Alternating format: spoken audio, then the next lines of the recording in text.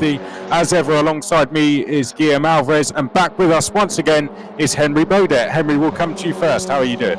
I'm very well, thanks, Chris. Good to see you again. Good to hear you again, Chris and Guillaume.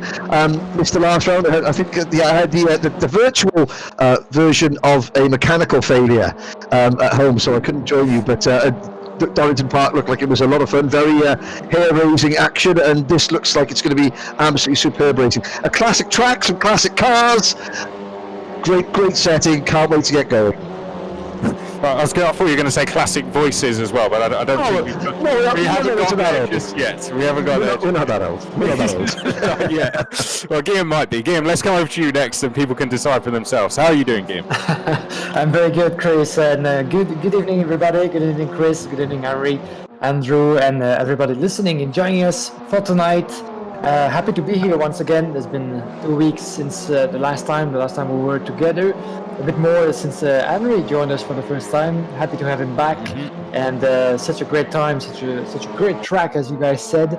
This is Spa, and once you say that, I mean, everything just falls into place. This is Spa, one of the great homes of racing, whatever you're driving on this track.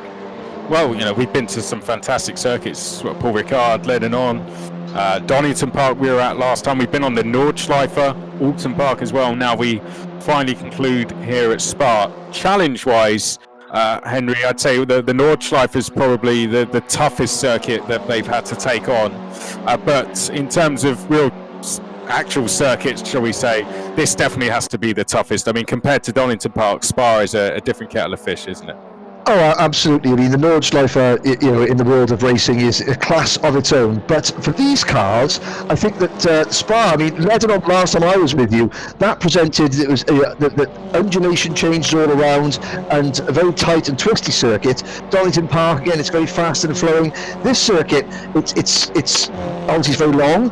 And for the cars, the virtual FunCup cars, of course, slipstreaming is going to be absolutely crucial. A very, very technical track indeed in terms of how to maintain momentum, because when power is at a premium, i.e. there's not a lot of it under your right foot, then you've got to drive it very, very smartly, very clever indeed, and teamwork I think is going to be the name of the game, but also just making sure that you're not losing momentum, you're maximising as much speed to the corners as you possibly can. And you're someone who's actually been able to see these cars going around this circuit, so yes, sure, this is going to be a good experience. But how is it to actually be there trackside, and what is it like seeing the FunCups go around?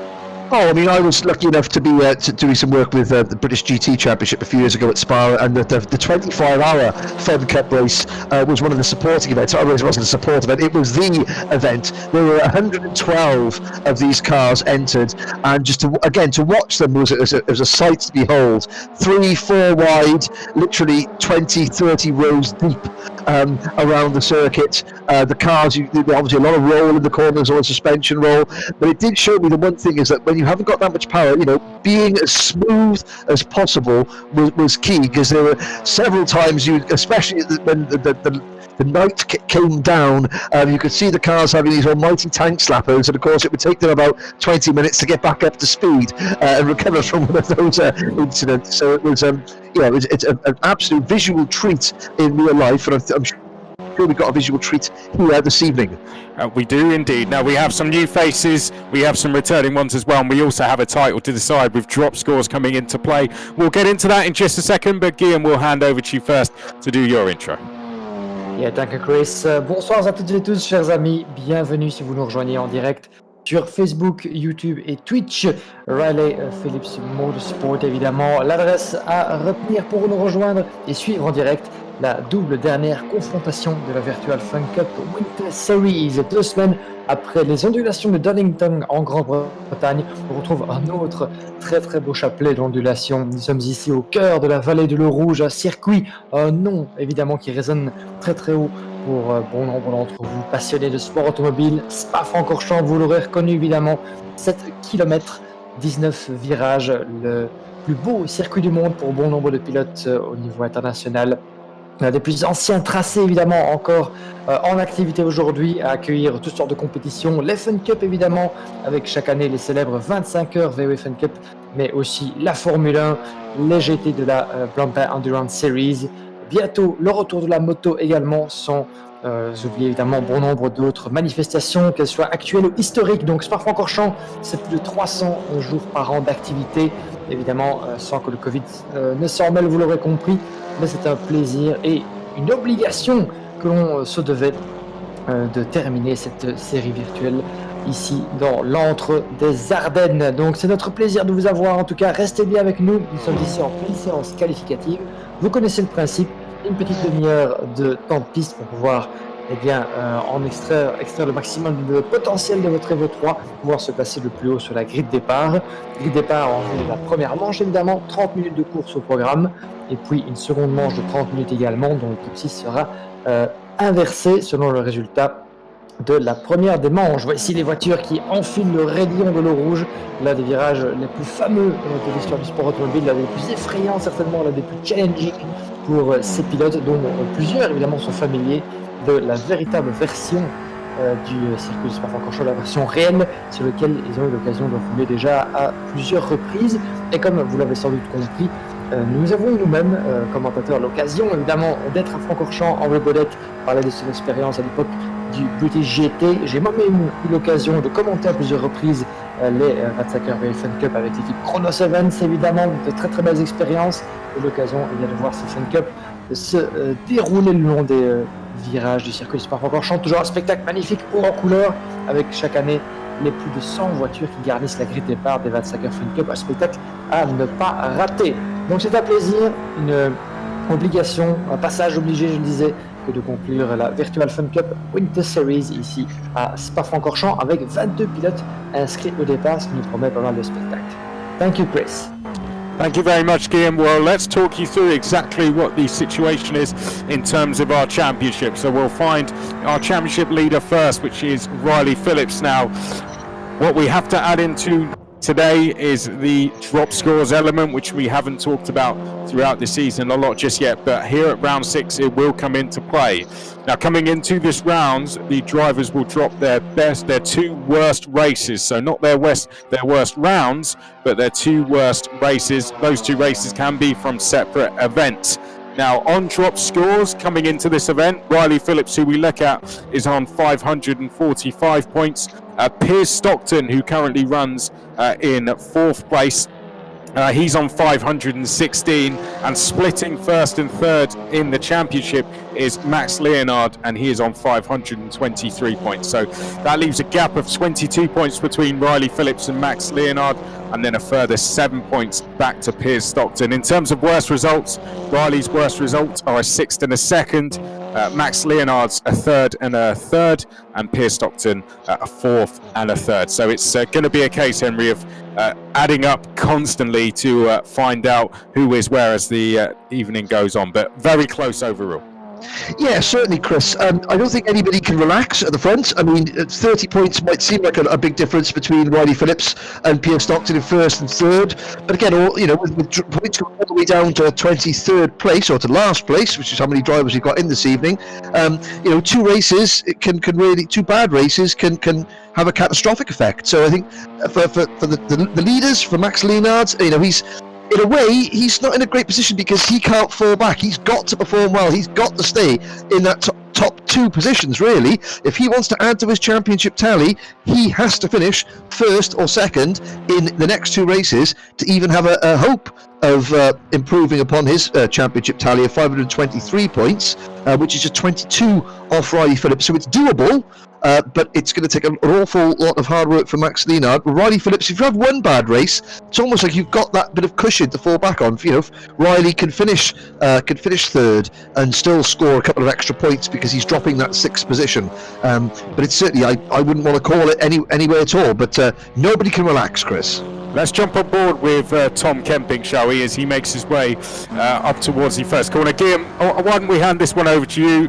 From your home country, of course, Belgian driver. Talk us round a lap of Spa-Francorchamps. Yeah, thank you, Chris. Indeed, the first corner down the hill. This was La Source, of course, making his way up to Eau Rouge, of course, one of the famous corners in the world that in a FunCup you won't be tempted to take flat out, of course. First corner of Eau Rouge, then Rédillon on the right, then uphill on the left, and it opens the way to the Camel Straight, of course, when you can reach the fastest of speeds around the 7-kilometer track of Spa-Francorchamps up the hill with on the heavy braking of Les Combes, of course, with up to 80-meter difference between the bottom of Eau Rouge and the top of the track here on the right corner, heavy braking. Then you have right, left, the third part of the corner. It's this beautiful sequence of corner where you can actually manage to overtake if you're careful enough. It was Malmedy, then down already with Bruxelles, the hairpin, famous hairpin of Brussels that has been through different names over the course of the track's history. Then one of the trickiest corners of the track, certainly the little left, the Speaker's Corner, as it is often referred to in Belgium. Then you make your way down the hill to one of the fastest and one of the driver's favorite corners of the track, the double left of Pouron, the double gauche, as we say in French. First, bit of wheel on the curb, then second left, flat out, the kind of corner that Formula 1 cars or today can actually go through without even braking. Then you have Les Fagnes, or the Pif Paf corners, on the right, then left. Quite easy to make a mistake in that particular sequence. Pretty much everywhere on the Spa track, actually, it's easy to make a mistake. Then double right with Campus. Careful not to go too wide, because you still have one of the few, of course, gravel back on the left side. Then the second right, much faster than the first one of Stavelot. Then making your way back onto the Blanchimont Straight, which is not quite a straight in the pure sense of the term, but the left side of Blanchimont very fast indeed. You can keep it flat out quite easily as well with a FunCup Evo 3 car. And we're about to conclude this lap with the heavy braking zone of La Chicane, the pit stop chicane, one of the heaviest braking zone with La Source, of course. Last left corner, and then back on the throttle on the start-finish straight, and this is one lap of Spa-Francorchamps. I think that's enough airtime now for Tom Kemping, because that's a very long lap, isn't it? Let's go find Piers Stockton, shall we? He's leading the way at the moment, but Paul's Piers, he's the one, Henry, that has nothing to lose from a championship point of view. One thing we have to note is that points go all the way down to last place, so yes. One bad result tonight for either of these three, even Riley Phillips, who leads by over 20 points on drop scores, can cost him the championship in one corner. Exactly, and what Riley Phillips in the 994 car is doing here is quite very smart. Stockton in the 256 leads is fastest, 251.835, but Phillips is tracking him. Now obviously he's picking up a lot of slipstream, he's getting a good draft behind there, and he's actually pushing Piers along, but of course he wants to keep Max Leinhardt behind him, and Leinhardt is third at the moment, but also he doesn't want to let Piers get away too much. So if Piers Stockton does a good lap here, which he's a couple of tenths off at the moment on his sector times, but Riley Phillips is ensuring that if Stockton goes quick, then Phillips, by virtue of the fact that he's drafting with him and pushing him along, he'll go quickly as well. There's no chance of Phillips getting left behind and allowing other people like Kempenic or Besson or Vasiliev or Soyez or Perez or Persons, Dimitri Persoon's newcomer to the championship. I can see there he is just inside the top 10. Riley Phillips is not going to get sort of dragged back into any of those little inter-car battles. He's going to stay right with his sort of one of his title rivals. Let's pick up Besson, because he's going along very well in fifth place there, definitely outperforming his 11th in the championship, having a really good run here is Mathis Besson, Guillaume, and Vlad Vasiliev, also good to see him back as well. He's doing well in sixth place. Yeah, definitely some of the names to keep an eye on in the mid part of the field. And Mathis Besson has been impressive indeed, as you said, Chris, as well as Vasiliev. Mathis Besson, looking at the ranking, the personal ranking that we have and that we quickly described earlier, is sitting actually in 11th place at the moment, with one of his best results was back in the first part of the season, but as well round 4 with 46 points. A couple of tenths, isn't it? Besson. Yeah. So he actually finished top 10. Yeah, top 10 indeed, his best result so far. So plenty of room for improvement for Mathis Besson, who maybe hasn't been always the luckiest guy on the track, but still the pace is there, and is one of the French-speaking drivers in the field, and will certainly be keen to perform well on this particular track that a lot of course, not only Belgian but also French drivers know very well. Let's go and take a look at Vlad next. He's going in 7th place. Good to have him back. He'll be looking to make an impact on this race and could even get his hand in terms of disrupting the championship battle as well. Nico Perez will go back to him. He's in 8th place so far. Big split in the times here, Henry. Not surprising given it's taken them almost 3 minutes to get round, but this is not good news for Max Leonard because he's 2.4 back off his 2 championship rivals, so a lot of ground for him to make up in a race like this, in these cars that are so even on a track this long. Do you think that's a worry for him, or could he make that up in the race? I wouldn't be too worried right now if I was him. But of course, yeah, you're right. I mean, there's a 2.1 second difference between Riley Phillips in 3rd and then Axel Sawyers in 2nd and Axel Sawyers in 3rd. But you've seen the way that Stockton and Phillips are literally, they're glued together on the track. So they are drafting and slipstreaming. Oh dear, and Mr. Perez there has decided to just to pull off and have a little look at the scenery there, the track. But if I was Max Leonard, I wouldn't be too worried so far because, of course, in the race, even if things started as they are now, Leonard's there, will be in 5th on the grid. He'll be right with the leaders, and he'll be able to utilise that slipstream that Phillips and Stockton are hogging all to themselves at the moment. Yeah, well, hopefully that might be a case of, we've got Piers and Riley working together. Maybe that's, I can see Max Leonard actually, he's, if we quickly look at him before we go to Ian Variams, he's actually just found himself in with Riley and Piers, but the two Brits very much working against Max Leonard here. But let's go back to Dimitri Persoons, because he's one of the new entries this evening, Guillaume. Yeah, Dimitri Persoons, new name indeed, driving under the M3M colors of Jean-Luc Dubois, our dear partner, of course. And yep, to be honest, don't know much about him, but he's well, there we go. Definitely. He doesn't know much about us either, I'm sure. So there we go. We're both the same. New name, always nice to see, of course, new entrants. But he's certainly one of the guys as part of the M3M crew. Keen on spending some time behind the wheel, even though it's virtual, and nice to have him on board. And Ian Variams, will quickly look at him. He's in 10th place so far, and he's working with someone who looks exactly the same as him, so that's nice and confusing for us as the evening goes on. So there's 2 Ian Variams out there.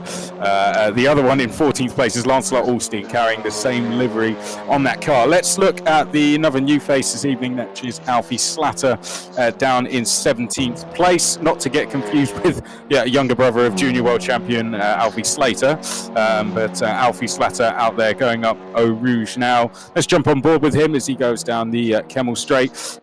Henry's going to be difficult to get up to speed in a championship. I mean, going in as a new entry at round 2 is pretty difficult, but going in as a new entry in round 6 is even more difficult. Yes, but even more impressive to me is the fact that Alfie only got his sim rig up and running about a week ago, so he's only had a few hours on this. So what he's going to be doing very well, I mean, to be within 4 seconds of Piers Stockton and Riley Phillips without the aid of the draft, because you're looking at him as he comes out of Le Con and down towards the Brussels corner. He's not got any help around him, so that is very impressive indeed. What will be a real test for Alfie, young Alfie, in the Olympian Homes sponsored car, is that when he gets around other drivers in that race situation, and there are drivers who are cutting across him and blocking him and what have you, that is going to be a real sort of eye-opening moment for him indeed. But he's doing fantastically well at the moment, again, considering how little experience he's had. Again, only had the sim rig for about a week, so to run inside the top 20 ahead of some pretty experienced names on the grid there, Chris, I'm very pleased. But I have to say, Chris, I'm sticking with Graham. I'm only doing the continental rounds here, so Graham doesn't feel on his own. I'm team Freaks and Mayo. I am. Okay. Well, Alfie Slatter. Oh, we've got someone. Xavier Gill. Now, I do remember Xavier Gill from Lebanon. He's not one that is averse to seeing the odd grass verge and shortcut, but no shortcuts. Yeah, the Armco barriers preclude all of that. Yes, I mean we had a lot of that at Lebanon, didn't we? I've got to say, someone who Alfie Slatter is beating at the moment is Eric Chatelain, and he is running inside the top 10 in this championship. Let's pick him up next. Really struggling. I mean, he could find about 2 seconds. Or Eric Steinle, shall I say? He could find 2 seconds, Eric, if he were to find a draft. But he definitely hasn't found one yet. As we can see, he's on the Camel Straight, basically all on his own. Now let's find, we'll quickly move away from Eric Steinle and go to Max Leonard, because he is starting to find a bit of pace. I'm not sure if that's I'm not too sure if that's actually with the help of his championship rivals there. But Guillaume, it looks like the top three have all got themselves in a train now, and they're surprisingly all working together. Yeah, we can see them in the double left of the pool, and as you can indeed see on the left side of your screen, just a bit less than 0.6 of a second between those three, keeping it all together. It already seems like good racing, a good bit of fun, since this is only qualifying practice with 5 minutes left on the clock. But you can see Pierre Stockton indeed 2 minute 51.8, the fastest at the moment, for just 20,000 of a second faster than Riley Phillips, with Max Leonard still having a few tenths to keep up. So yeah, those three are really tight to each other, and you can see there's a 1.4 second difference between Maxime Leonard and Mathis Besson, the man sitting in fourth. So there's your difference. You can feel the pace and feel the experience those three drivers have, and this is not by chance. Those three have been the main contenders of the championship title battle since the beginning of the championship. So there you go. That should promise us quite a very, very intense battle, and no better place than Spa to witness that. I was just wondering, guys, obviously you both follow the series the whole way through, and you know these drivers quite well. Are we just seeing some gamesmanship coming in? Because I just see Pierre Stockton, he just pulled off going through Blanchimont there. I noticed that Max Leonard sort of got behind Riley Phillips and Pierre Stockton, and looked as though, because they're coming up to like what will be the last flying lap, or maybe 1 or 2 flying laps to go. And then as soon as Max Leonard got behind Phillips and Stockton, Stockton pulled off at the side. So Riley's dragging Max around all by himself. So do you think we're starting to see a bit of gamesmanship creep into things already? Well, either that, or Piers has noticed there's traffic ahead and has gone, there's no way they're going to find any time there. Yeah, that could be the case. It could be a pit stop in another way before the race. Who knows? But certainly Max and Riley have decided to work together here to go for one more lap. But looking ahead, traffic is on the way. Now, Henry, I was going to say you're going to be our kind of points keeper. We've demoted you to help us try and figure out who is where on drop scores. What do we think needs to be done for, say, Piers and Max to catch Riley? Because the points difference between first and third is 10 points. So I don't think that would be enough.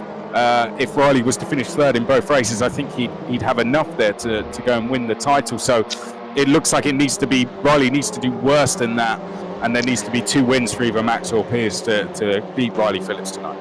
Yeah, certainly. I mean, for Max Leonard to beat Riley's existing total of 545 points, obviously Riley would need to not improve on a second and a sixth. So those are his 2 worst scores. So even if he finishes third, then Riley will be sort of standard on those points. If Max Leonard wins both races, that will give him 140 points on the day, but it'll actually only add 20 points to his championship tally. That'll put him on 543. Now, there is a bonus point for the fastest lap at each race. Is that correct? Yes, it is. So Riley Phillips as long as Riley Phillips does not add to his championship tally, Max Leonard needs to win both races and set fastest lap in both races to move on to 545 points. That would be equal with Riley Phillips, and then I would hand it over to somebody in the championship to tell me what you use as a tiebreaker. We'll get back to you. Basically, Thank you. we didn't do that follow the guidelines, or that rule hasn't been thought of yet. Who knows?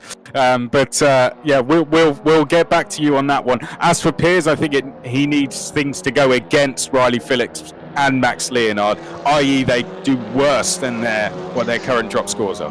Yeah, I mean, Riley Phillips. If Riley Phillips parks now, he finishes on 545 points. That's what he's got at the moment on drop scores. Well, he finishes actually on 664. He would drop these rounds.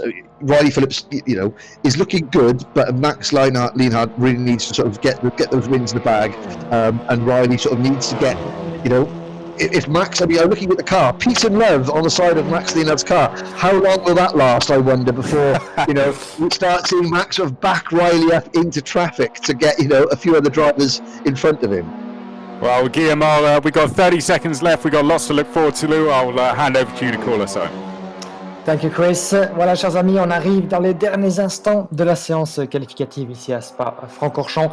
Pierre Stockton sur la gauche de votre écran, toujours avec la pole position provisoire, 2051, 8e. Et à votre écran, Maxime Lénard qui est en train de tirer Riley Phillips dans la ligne droite du camel dans l'enchaînement des combes. Riley Phillips 994, Pierre Stockton, Maxime Lénard juste devant lui. Il se bagarre pour l'instant pour une place potentiellement sur la première ligne de la grille de départ aux côtés de Pierre Stockton, et pourquoi pas aller chercher le chrono du pilote britannique.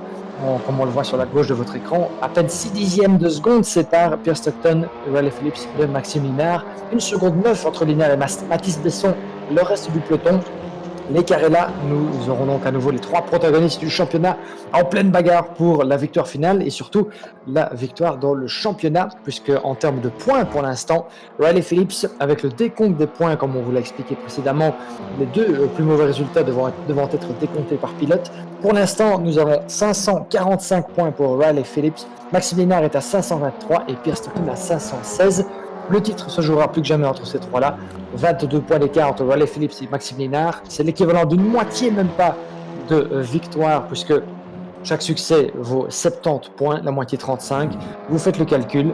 Donc les écarts sont encore très très serrés et tous les pilotes ne doivent rien lâcher pour pouvoir garder un petit espoir.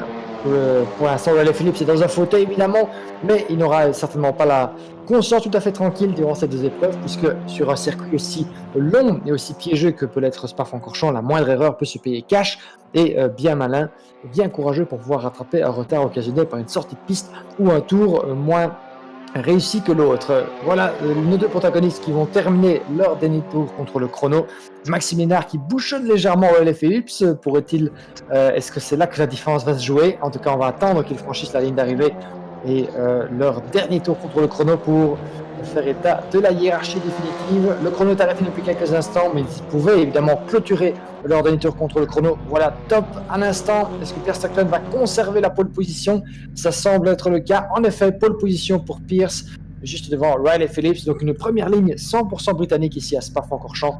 Et Maxime Lénard, le grandissime favori, sans doute, sachant qu'il évolue sur son terrain ici à Spa, qui s'élancera depuis la 3e place, mais il est parvenu toutefois à réduire l'écart de 3 dixièmes sur la pole position. Thank you, Chris.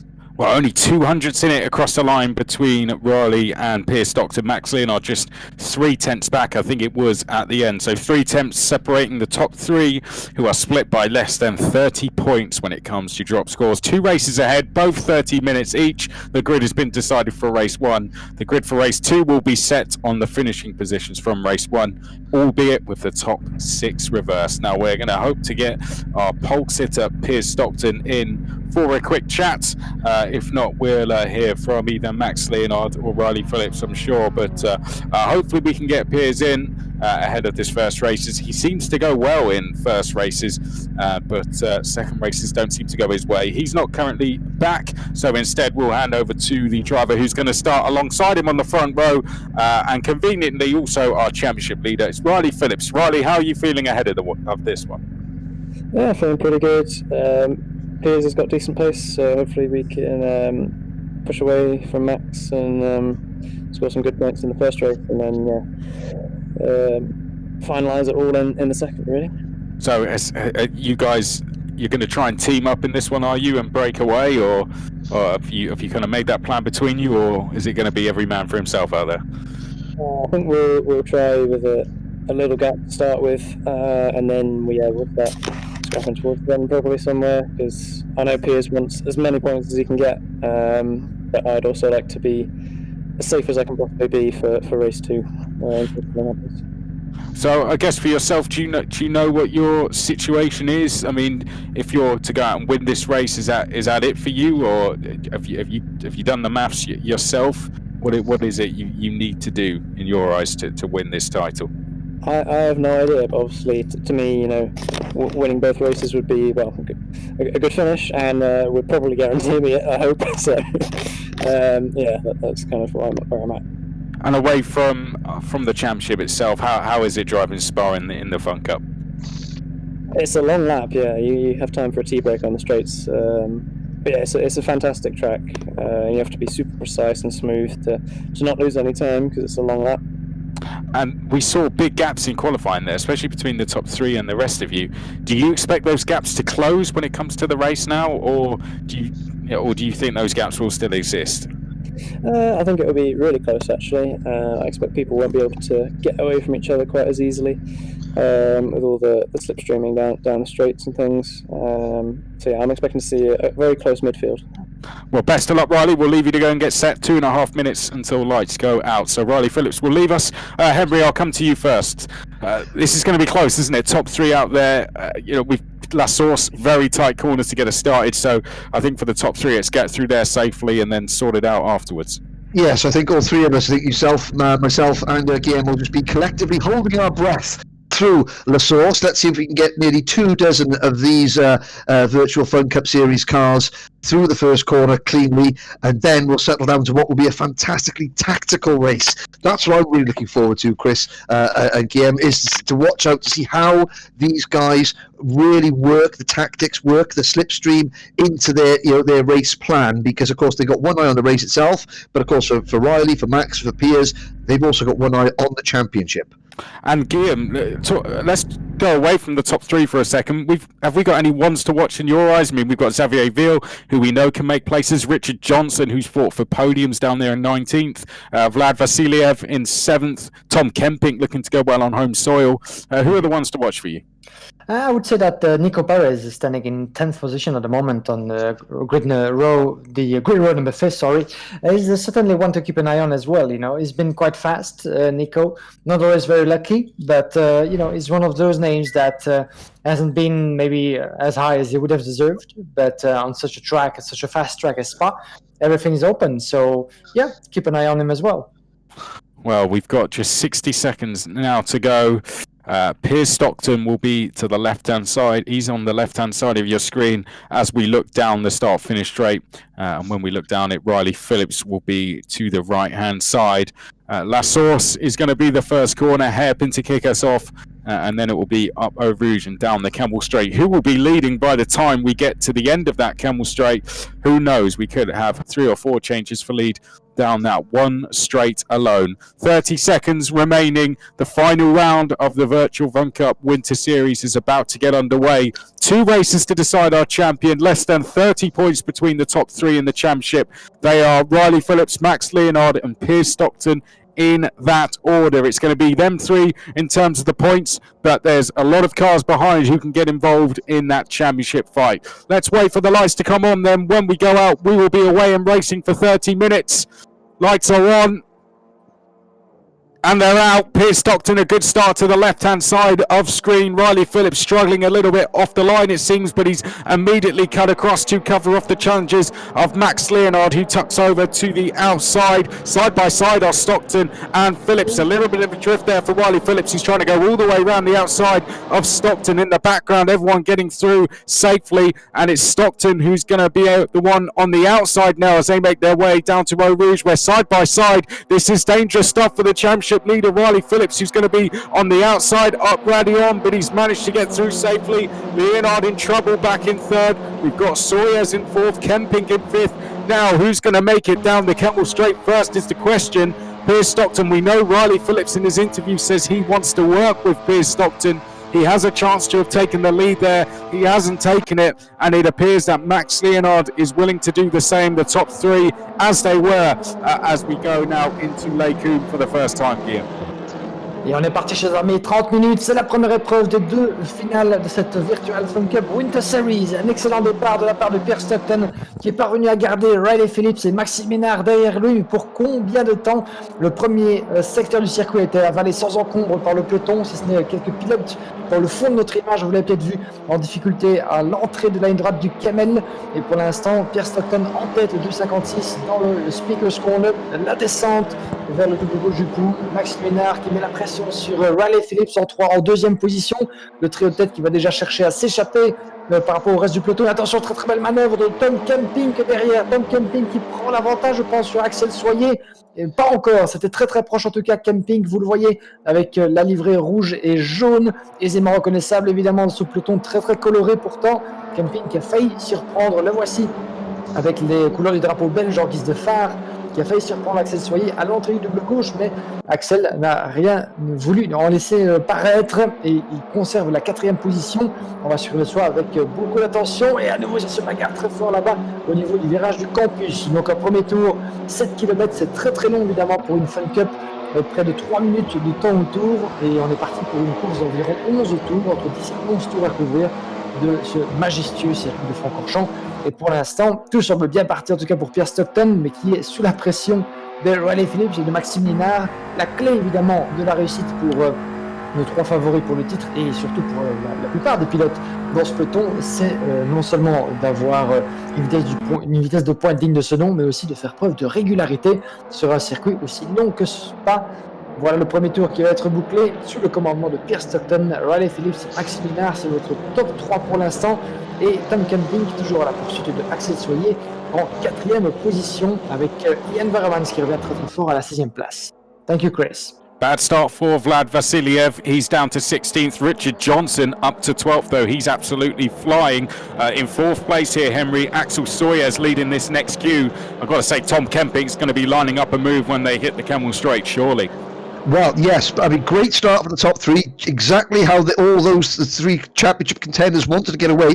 Just behind them, I noticed Matisse Besson, as they came out of Eau Rouge onto the Camel Straight for the first time. Matisse Besson hard into the outside barriers from 4th place. So all his hard work from qualifying came undone. He's now right down in 22nd place. I think Patrice Fiorentino also having a problem on the opening lap. But I mean, this is great news, Chris, again, for Riley Phillips. He's not leading. He's having a little look around the outside of Stockton. It's very, very close, but I think he's got it, or he's a little bit door handling there, and Stockton holds on, but he's got his title rivals around him. He knows he can manage the race well now, although it's not going to stop him from diving at the inside to go down towards Bruxelles corner for the lead, Chris. Yep, down the inside goes Riley Phillips, and a little bit of a touch to say, hello, Piers Stockton, here I am, and I'm going to take the race lead. It looks like he's going to give that place back, he's left the door open through No Name Corner, and Piers Stockton goes back into the lead. So good sportsmanship shown. I'm surprised the drivers behind haven't worked themselves out a little bit better and a little bit faster here, because they're allowing the top three to escape at a rapid rate. But all of this game has just allowed Max Leonard, who was once in danger of falling out of the tow, he's now right back with the top two again. Yeah, definitely. It seems to me that Riley is indeed trying to find the space that he needs to get past Pierre Stockton, maybe on a different pace at the moment. But it all goes down to Maxime Linard actually keeping being able to keep it close, as we can see from the back of Riley. Maxime Linard is there, is keeping an eye on those two, trying not to get too close in case anything happens. And we've seen in Les Combes and as well in Brussels that Riley and Pierre Stockton won't give each other any gifts, and this is part of racing. That's what we love to see. This is the close racing, door to door.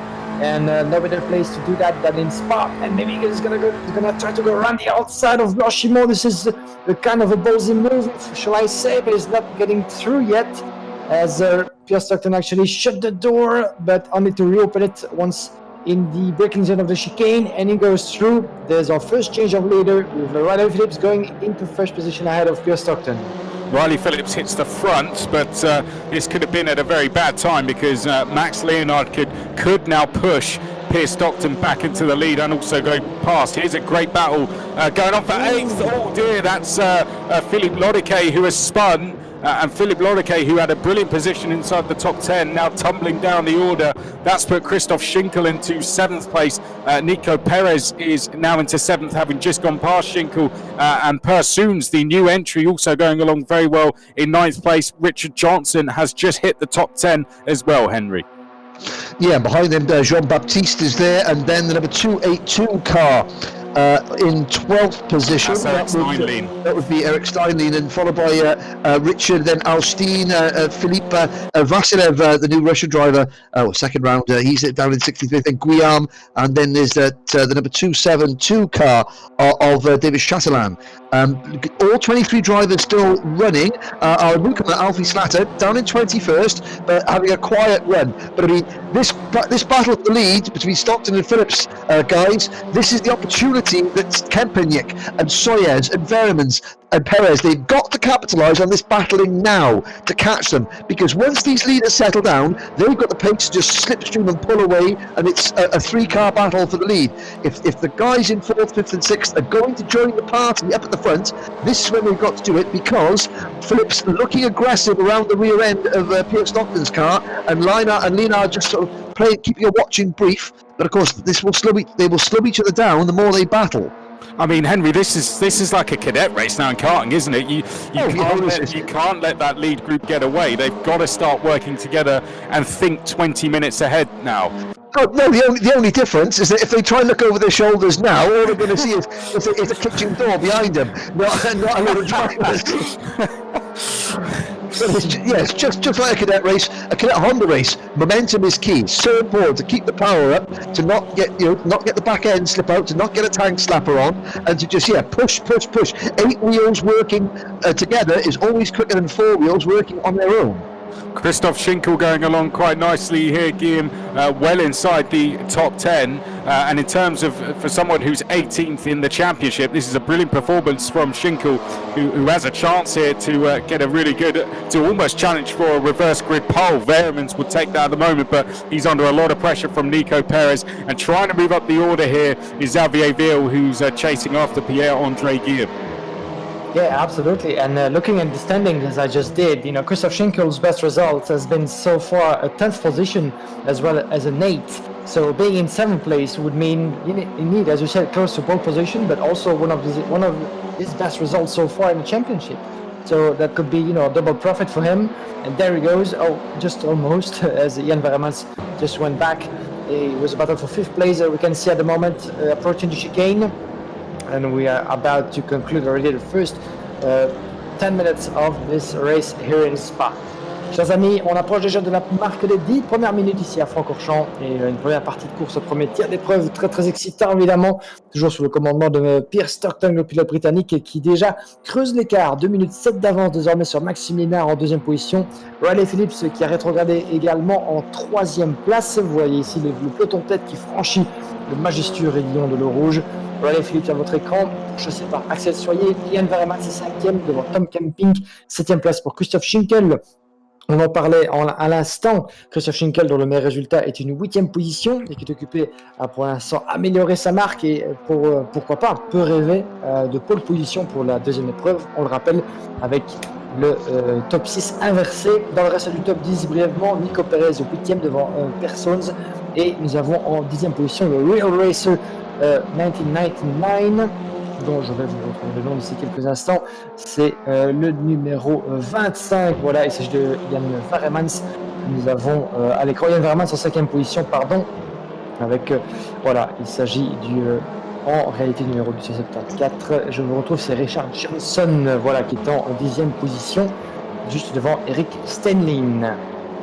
Thank you, Chris. Thank you very much, Guillaume. Now, let's quickly look back at Riley Phillips, because whilst we were looking away, Henry, something has happened. Whilst we were talking about losing that momentum, that's exactly what's happened to Riley Phillips due to some contact we are hearing with, I imagine, Max Leonard. And look what it's done, Axel Soyez. If we jump on board with Axel now, he is right there. He can see Riley Phillips just ahead of him. Well, this is great motivation for Axel Soyers. Now he can see the Phillips in front of him. You can see he's closed in a little bit, so he's going to be pushing a little bit further on. And Phillips actually might not. You know, you could do worse than just fall back a little bit into Sawyers' clutches, because then they can slipstream together and maybe catch back up.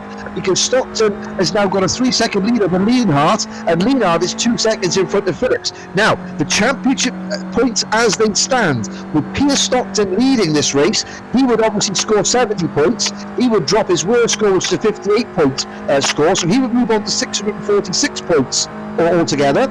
Riley Phillips is in third place at the moment. He is on 670 points, and Max Leonhardt in second, with all the drop scores included in this.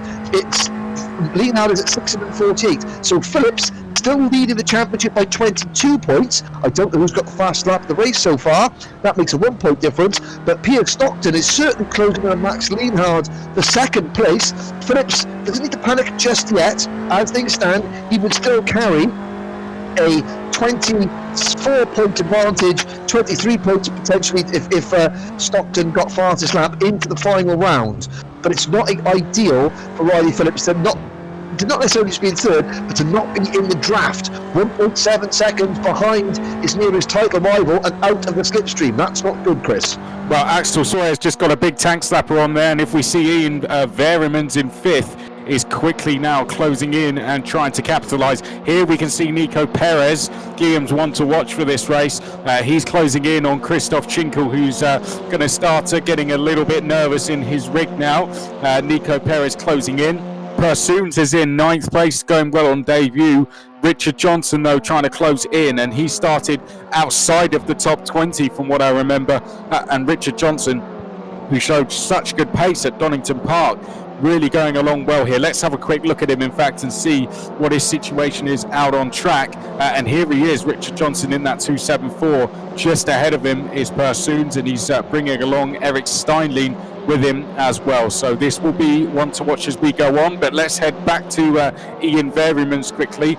He is closing in on Axel Sawyers. We'll jump on board with Ian Variams. Currently inside that top six. The top six will be reversed at the end of this race, so pole position will go to Tom Kemping and a front row start to Ian Variams, who's trying to trace down Axel Sawyers. Yes, indeed, Chris. Le commandement de Pierre Stockton, toujours 4 tours de bouclé, alors que nous approchons déjà de la mi-course ici à Francorchamps. Pierre Stockton, 3 secondes 2 d'avance sur Maxime Lénard. On en parlait à l'instant, semble-t-il un contact qui est survenu entre Lénard et Riley Phillips. Conséquence, vous l'avez à l'écran, 1 seconde 2 de retard pour le pilote anglais en 3e position. Et Maxime Lénard qui a perdu gros aussi dans la bataille. On est ici à bord de Ian Variams en 5e position. Il a juste devant lui Axel Soyer. C'est la bataille potentielle pour la 4e position qui se profile. Les deux pilotes étant séparés par 1 seconde, comme indiqué sur la gauche de votre écran. Plus loin dans la hiérarchie, Nico Perez bien remonté en 8e position là-bas avec la livrée toute orange, juste devant Dan Persons et Richard Johnson qui ferme la marche en 10e position devant là. Dan Persons pourchassé par le pilote britannique avec Eric Steinlein en 11e place. Et le reste du classement donc sur la gauche de votre écran, ce petit peloton, ce petit train de 4 voitures là-bas dans l'enchaînement de blanchiment, et attention, petite touchette légèrement là-bas, je crois que Richard Persons, Johnson, il s'agit de Dan Persons qui a été légèrement tassé à l'extérieur du virage à l'approche de blanchiment, c'était très très chaud là-bas et il est parvenu à rester en piste, donc pas trop de dommages pour lui, mais une position perdue pour Persons qui regarde en 12e position puisque Gérald Richard lui est passé devant. Et il va de nouveau être gêné là-bas, Persons, puisqu'il tente de faire de contre-attaquer par rapport au reste du peloton qui revient vers lui, avec Luca Alstein juste derrière le numéro 24. Ça se bagarre très fermement, en tout cas dans le milieu de ce peloton, alors que nous allons dépasser à l'instant même le cap de la mi-course ici dans cette première des 2 épreuves de cette finale de la Virtual FunCup Winter Series, toujours menée par Pierre Stockton. On vous faisait un bref rappel il y a quelques instants, chers amis, de l'état actuel du championnat toujours provisoire évidemment. Ici, rien ne bouge pour l'instant. 70 points tomberaient dans l'escarcelle de Pierre Stockton, qui remonterait à 586 points. 65 points dans l'escarcelle de Maxime Lénard en 2e position, qui en serait à 588. Donc un écart de plus en plus serré pour la 2e position. Mais en l'état, Riley Phillips, s'il reste 3e, empocherait 60 points et conserverait pour l'instant la tête du championnat pour 22 unités de mieux sur Maxime Linard. Ne comptant pas évidemment le point pour le meilleur tour en course, ce sera pour tout à l'heure. Mais quoi qu'il en soit, si rien ne bouge entre le top 3, et ça peut encore évidemment fortement bouger, vous le voyez à l'écran, Riley Phillips est revenu de plus belle dans les échappements de Maxime Linard qui perd du temps plus que jamais. Le numéro 50 sur Pierre Stockton, 3 secondes 7 désormais d'écart entre Stockton et Maxime Linard, qui va avoir fort à faire pour contenir Riley Phillips et conserver une petite chance dans le titre du championnat. Thank you, Chris. Thank you very much, Guillaume. We're close for second once more. We're going to stay with this for the time being. Riley Phillips has now caught Max Leonard back out. I mean, this is Pierce Stockton's race to lose here, especially with these two now potentially fighting. However, one thing, Henry, we learned from qualifying was that you can gain about 2 seconds working together. So that means that Riley and Max, if they are clever here, they could close this gap down to Pierce Stockton very easily. Yes, and I noticed that when they crossed the line last time around, Riley Phillips set a new fastest lap at 2 minutes 53.8. His personal best lap. I think that's the best lap of the race so far, which of course would give him an extra bonus point in the championship. Now he's sitting behind Lienhart as they come out of the curb of Paul Frere, named after the famous Belgian racing journalist and driver, in through Blanchimont now, and you can see him tucked right on the rear bumper of Lienhart's car. You can almost reach out and pick one of the flowers off his rear bumper, he's so close to him. But coming into the bus stop now, and yeah, this does look like it's a concerted effort. And just look at the gap on the left hand side of the screen, 2.6 seconds, 2.64, 2.5. That gap between Stockton and Lienhart at the start of the lap was over 3 seconds. Phillips is quite literally pushing Lienhart up towards the race leader, and it's a 2:52.9 for Phillips. So that is the fastest lap of the race so far.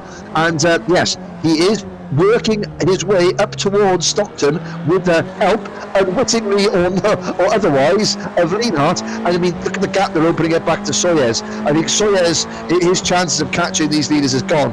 4.5 seconds down. But he's quite clear of Campagnac in 5th, and a good scrap potentially for 5th and 6th Campagnac and Variams for what would be reverse grid pole position. Well, let's do our run through as we was always do. So we'll go to our leader first. Pierce Stockton for now is the leader, but we'll make this quick because by the end of this lap he may not be in that lead. Leonard is second, Phillips is third. Those are the three fighting for the title, and that is how the standings sit in reverse order. Soyez is fourth, but is being chased by Tom Kemping in fifth, who is very, very close with Ian Variams, who currently holds the reverse grid pole in sixth. Schinkel having his best run of the season in seventh. Nico Perez up 2 from his starting position in 8th. Eric Steinlein is 9th. Richard Johnson up from the top 20 to 10th. Gerald Richard is in 11th. Then we have Jean-Baptiste in 12th. Behind that is Lancelot Alstein. Philippe Loriquet, who had a spin from 7th place earlier, is now 14th. Pursuit, who was once in 11th place, is now 15th. Then David Chatelain down in 16th. Xavier Ville is up into 17th place. Philippe Loriquet has hit further problems, it seems. Then we have Mathis Besson, who, as Henry reminded us, crashed from 4th at Eau Rouge on the opening lap. Vlad Vasiliev was inside the top 10, has dropped to 18th. Pierre-Andre Guillaume, 19th. Alfie Slatter on his debut, 20th. Philippe Loriquet has hit terminal problems in 21st. Then we have Stephen Spitthouse and Patrice Fiorentino. But let's go back to the fight for second and third, because that gap to the leader is now diminishing, Guillaume. Yes, indeed, Chris. Thank you very much for the rundown. Chers amis, nous sommes désormais à quelques secondes du dernier tiers de course ici à Spa-Francorchamps, dans l'enchaînement là-bas du virage du campus et de Paul Frère, l'ancien double droit de Stavlo, et le retour vers le virage de Blanchimont et Maxime Lénard qui prend l'avantage sur Riley Phillips qui prend l'avantage sur Maxime Lénard, mais Lénard qui va tenter peut-être de contre-attaquer une fois passé Blanchimont, se décaler au freinage de la chicane du bus stop. Une des opportunités de dépassement les plus courantes ici à Francorchamps, mais Riley Phillips n'entend pas de cette oreille et ferme la porte. Il va falloir s'y reprendre à nouveau de la part de Maxime. Il y a évidemment la sortie de la chicane qui permet de négocier la ligne droite de départ et d'arrivée de la meilleure manière, le freinage appuyé de la source et toute la descente du premier secteur avant la montée de l'eau rouge. La partie la plus rapide du circuit du Spa-Francorchamps certainement. Et une nouvelle opportunité qui se présente pour Maxime Ménard d'aller chercher cette deuxième place. Riley en deuxième position à moins d'une seconde de Pierre Stockton. Vous le voyez là-bas, le pilote anglais sur votre image. Les deux qui sont quasiment roue dans roue, de plus en plus. Une seconde un peu moins entre Stockton et Riley Phillips. Nous sommes à bord du jeune pilote anglais, le leader du classement provisoire pour l'instant, avec Maxime Ménard juste dans ses échappements au franchissement du radion de l'eau rouge. Est-ce que Maxime Ménard va pouvoir profiter de l'aspiration? Il se rapproche très fort de la part de Riley Phillips. Ça se tamponne légèrement. Phillips qui ferme la porte sur la droite de la ligne droite avant le freinage appuyé des combes. Linard qui n'a d'autre choix que de passer à l'extérieur évidemment. Est-ce qu'il va pouvoir peut-être retarder son freinage ou croiser sa trajectoire avec Pierre Stockton dans le chemin? Ça semble très compliqué évidemment. Et Riley qui conserve très logiquement l'avantage en deuxième position. Linard qui va devoir s'y reprendre au freinage de l'épingle de Bruxelles sans doute. Mais quoi qu'il en soit, les deux se bataillent mais surtout reviennent de plus belle sur le leader Stockton qui n'a plus que 8 dixièmes d'avance. Et attention de la part de Linard qui tente de plonger dans l'épingle de Bruxelles. Est-ce qu'il va pouvoir ressortir avec l'avantage d'une meilleure traction? Ça semble très compliqué, évidemment, ce n'est pas le meilleur enchaînement possible. Mais Linard qui connaît ce circuit comme sa poche et qui va peut-être tenter d'élargir et qui frôle le mur de pneus dans le Speaker's Corner. Superbe bagarre pour la deuxième place entre Maxime Linard sur la gauche de votre écran, Riley Phillips qui garde la corde évidemment à l'entame du double gauche. Très compliqué là-bas d'aller chercher, même dans un trou de souris, l'avantage de la part de Maxime, mais qui reste dans un excellent rythme. Et les deux parviennent à se rapprocher. Il y a quelques virages, mais voilà que Pierre Stockton en profite pour reprendre la poudre d'escampette. 1 seconde 7, 1 seconde 8 d'avance désormais. Et Maxime qui prend l'avantage à la corde du pif-paf. Superbement exécuté de la part de Maxime Linard, qui reprend la deuxième place. Tout est à refaire pour Riley Phillips. Et qui déjà contre-attaque, ça ne cesse de se déplacer entre ces deux. La superbe bagarre. Riley qui prend la corde au virage du campus et qui va peut-être profiter de meilleure traction en sortie, à fond, le ballon, l'accélérateur à fond ici en sortie de virage de Stavelot. Et Maxime qui conserve l'extérieur, ils vont être côte à côte au franchissement de Blanchimont si ça continue ainsi. Mais on est encore loin d'avoir tout vu, il reste un peu plus de 7 minutes chers amis avant le drapeau damier et la bagarre pour la deuxième place Perrage. Tout profit, on le disait, pour Pierre Stockton qui a repris son avantage. 2 secondes 1 désormais à 7 minutes du terme. C'est sa course à perdre pour Pierre Stockton. Il n'a qu'une chose à faire, c'est garder la tête froide, garder le rythme, ne pas regarder derrière lui en quelque sorte et voir le drapeau à damier en première position. Plus facile à dire qu'à faire évidemment, mais on va rester les deux yeux rivés sur ce qui se passe pour la deuxième place puisque Maxime Linard et Riley Phillips ne se séparent que par 2 petits dixièmes. Thank you, Chris. Great battles going on for second, but also great battles going on here at the lower part of the top 10, Henry. This is Eric Steinley now up into 8th past Nico Perez. Yet Steinling just passing the number 82, that very smart Better Tools liveried number 82 of Perez, and just behind him that's Richard Johnson, it making in the third of that dark grey car, the third of those cars in that battle. They're all just outside of, well, I mean, you've got Schinkel just in front of them, but they're all now 6 seconds behind Variams in 6th position, and Variams is quite literally got pole position in hand for the reverse grid race at this rate, although if we'll have 6 minutes to go, if these drivers you're watching on screen coming through Eau Rouge now, if they really get their head down and push on, they can still catch Variams in 6th position, but they do need to work together. There is a battle for second place, gentlemen. Phillips and Linard side by side through Le Com, and it caught Stockton, and it looks as though Linard just about holds on. I'm surprised that they're battling so hard for second place because Pierce Stockton is right there. He's there, but Riley Phillips, Henry, has decided to go back down the inside of Leonard once more. Now they come up towards No Name, Leonard on the outside. I don't know what it is, but every time they get near to Pierce Stockton, they decide to fight again. Well, it's like who wants to be the first person to have a go at Stockton? When they do get there, who wants to be the middle car in a 3-car train? Because then you're having to worry about defending as well as attacking. If you're the third car, then all you've got to worry about is attack. So nobody wants to be the sort of the piggy in the middle, so to speak. It's an interesting situation, but hey, Pierce Stockton will be like, you can keep going for all I'm not concerned. All he wants is the win, and he wants Riley Phillips in third. And in the space of half a lap, Chris, since the top of Le Com, Axel Soyers has gone from 8 seconds back to 6.9 seconds back. So he's gained over a second on these 3 cars, on these 2 back, on Phillips and Lienhard in the last half a lap. Wow, and we've got 2 to go at the end of this. Perez is 8th, Richard Johnson now up into 9th place, and Eric Steinlein's gone wide. Richard Johnson will go past, or will he? No, Nico Perez, 2 for the price of 1 there, goes into 8th place. So Nico Perez has had that one handed to him. Richard Johnson, what was going on there, yeah. And I think he was just reminding Mr. Perez that he didn't appreciate being overtaken. Just giving him a little bit of a virtual push there. Yeah, a bit of a hurry up. Yeah, but let's go back to the leaders, because the gap is under a second and we're side by side once more. Lienhard round the outside of Phillips, they're side by side, and it's that case again. I don't want to be in the car. No, you go first. No, you go first. Well, every time they get into Piers Stockton, they're debating over who's going to be the one to catch him first. Meanwhile, Piers Stockton continues to lead this race.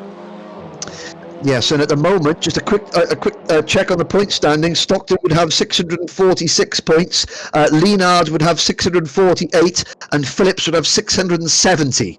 So that would be the point standings as they run at the moment. Although, as I say that, Phillips is trying to disrupt my calculations by making an overtaking manoeuvre.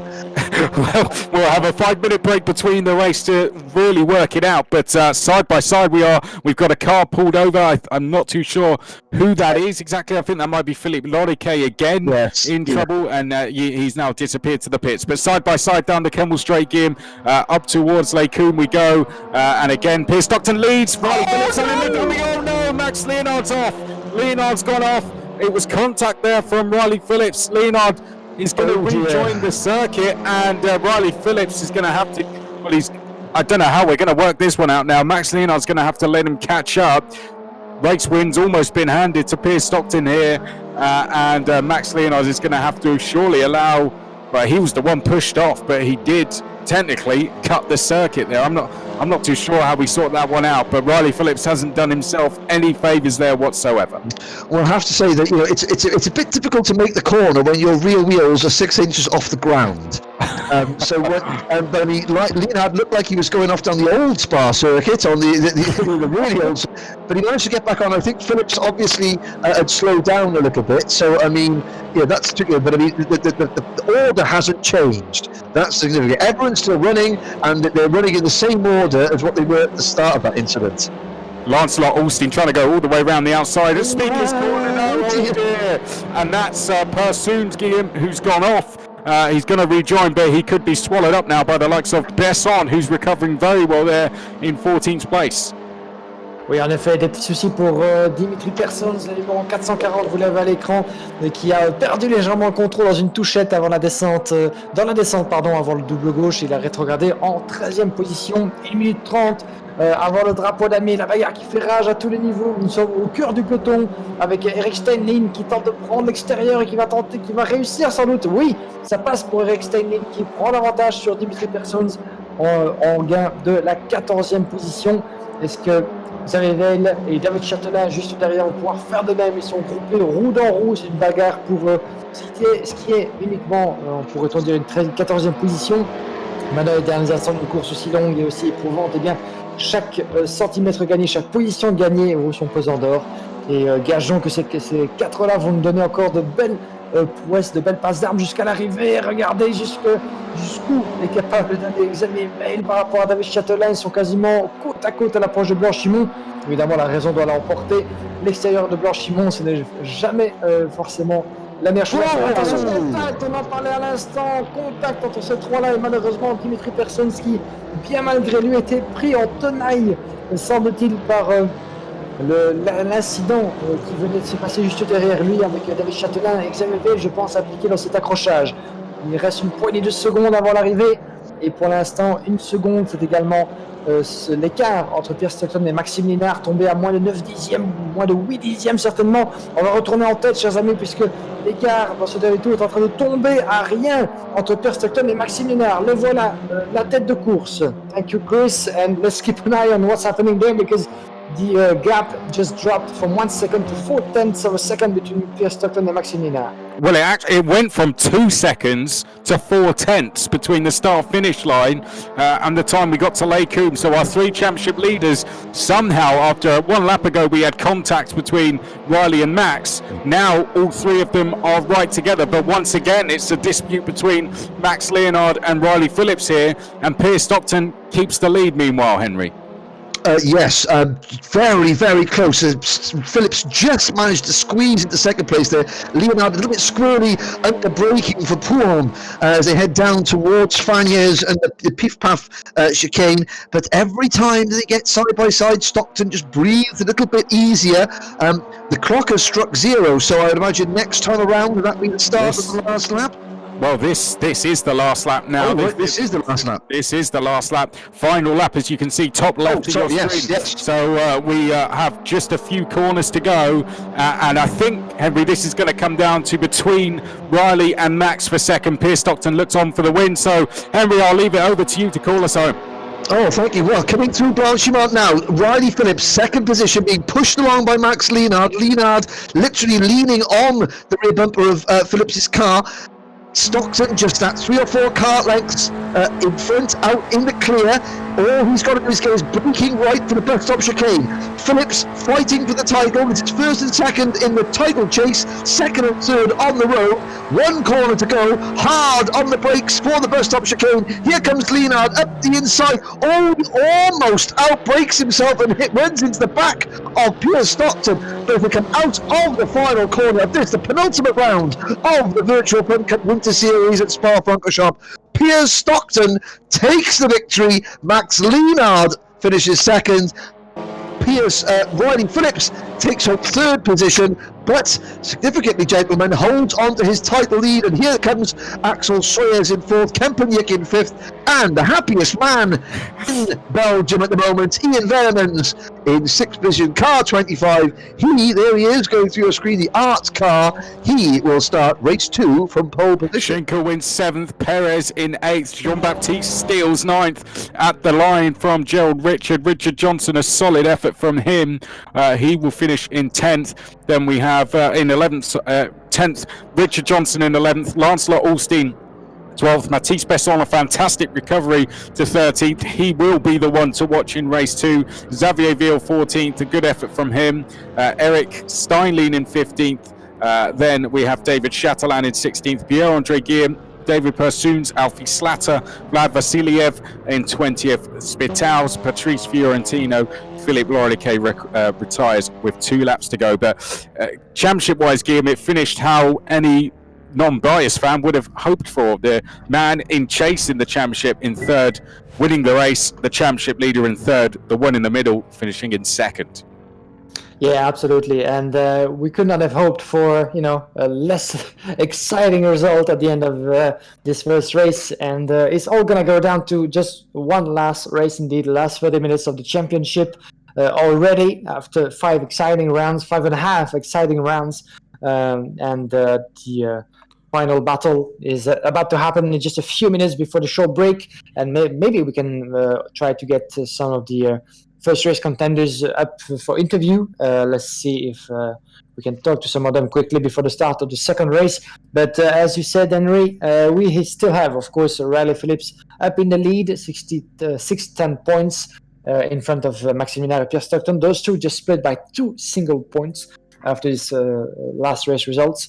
So it's all gonna go down to the wire between those 3, and no mistakes allowed, of course, in those last 30 minutes that we're gonna live together.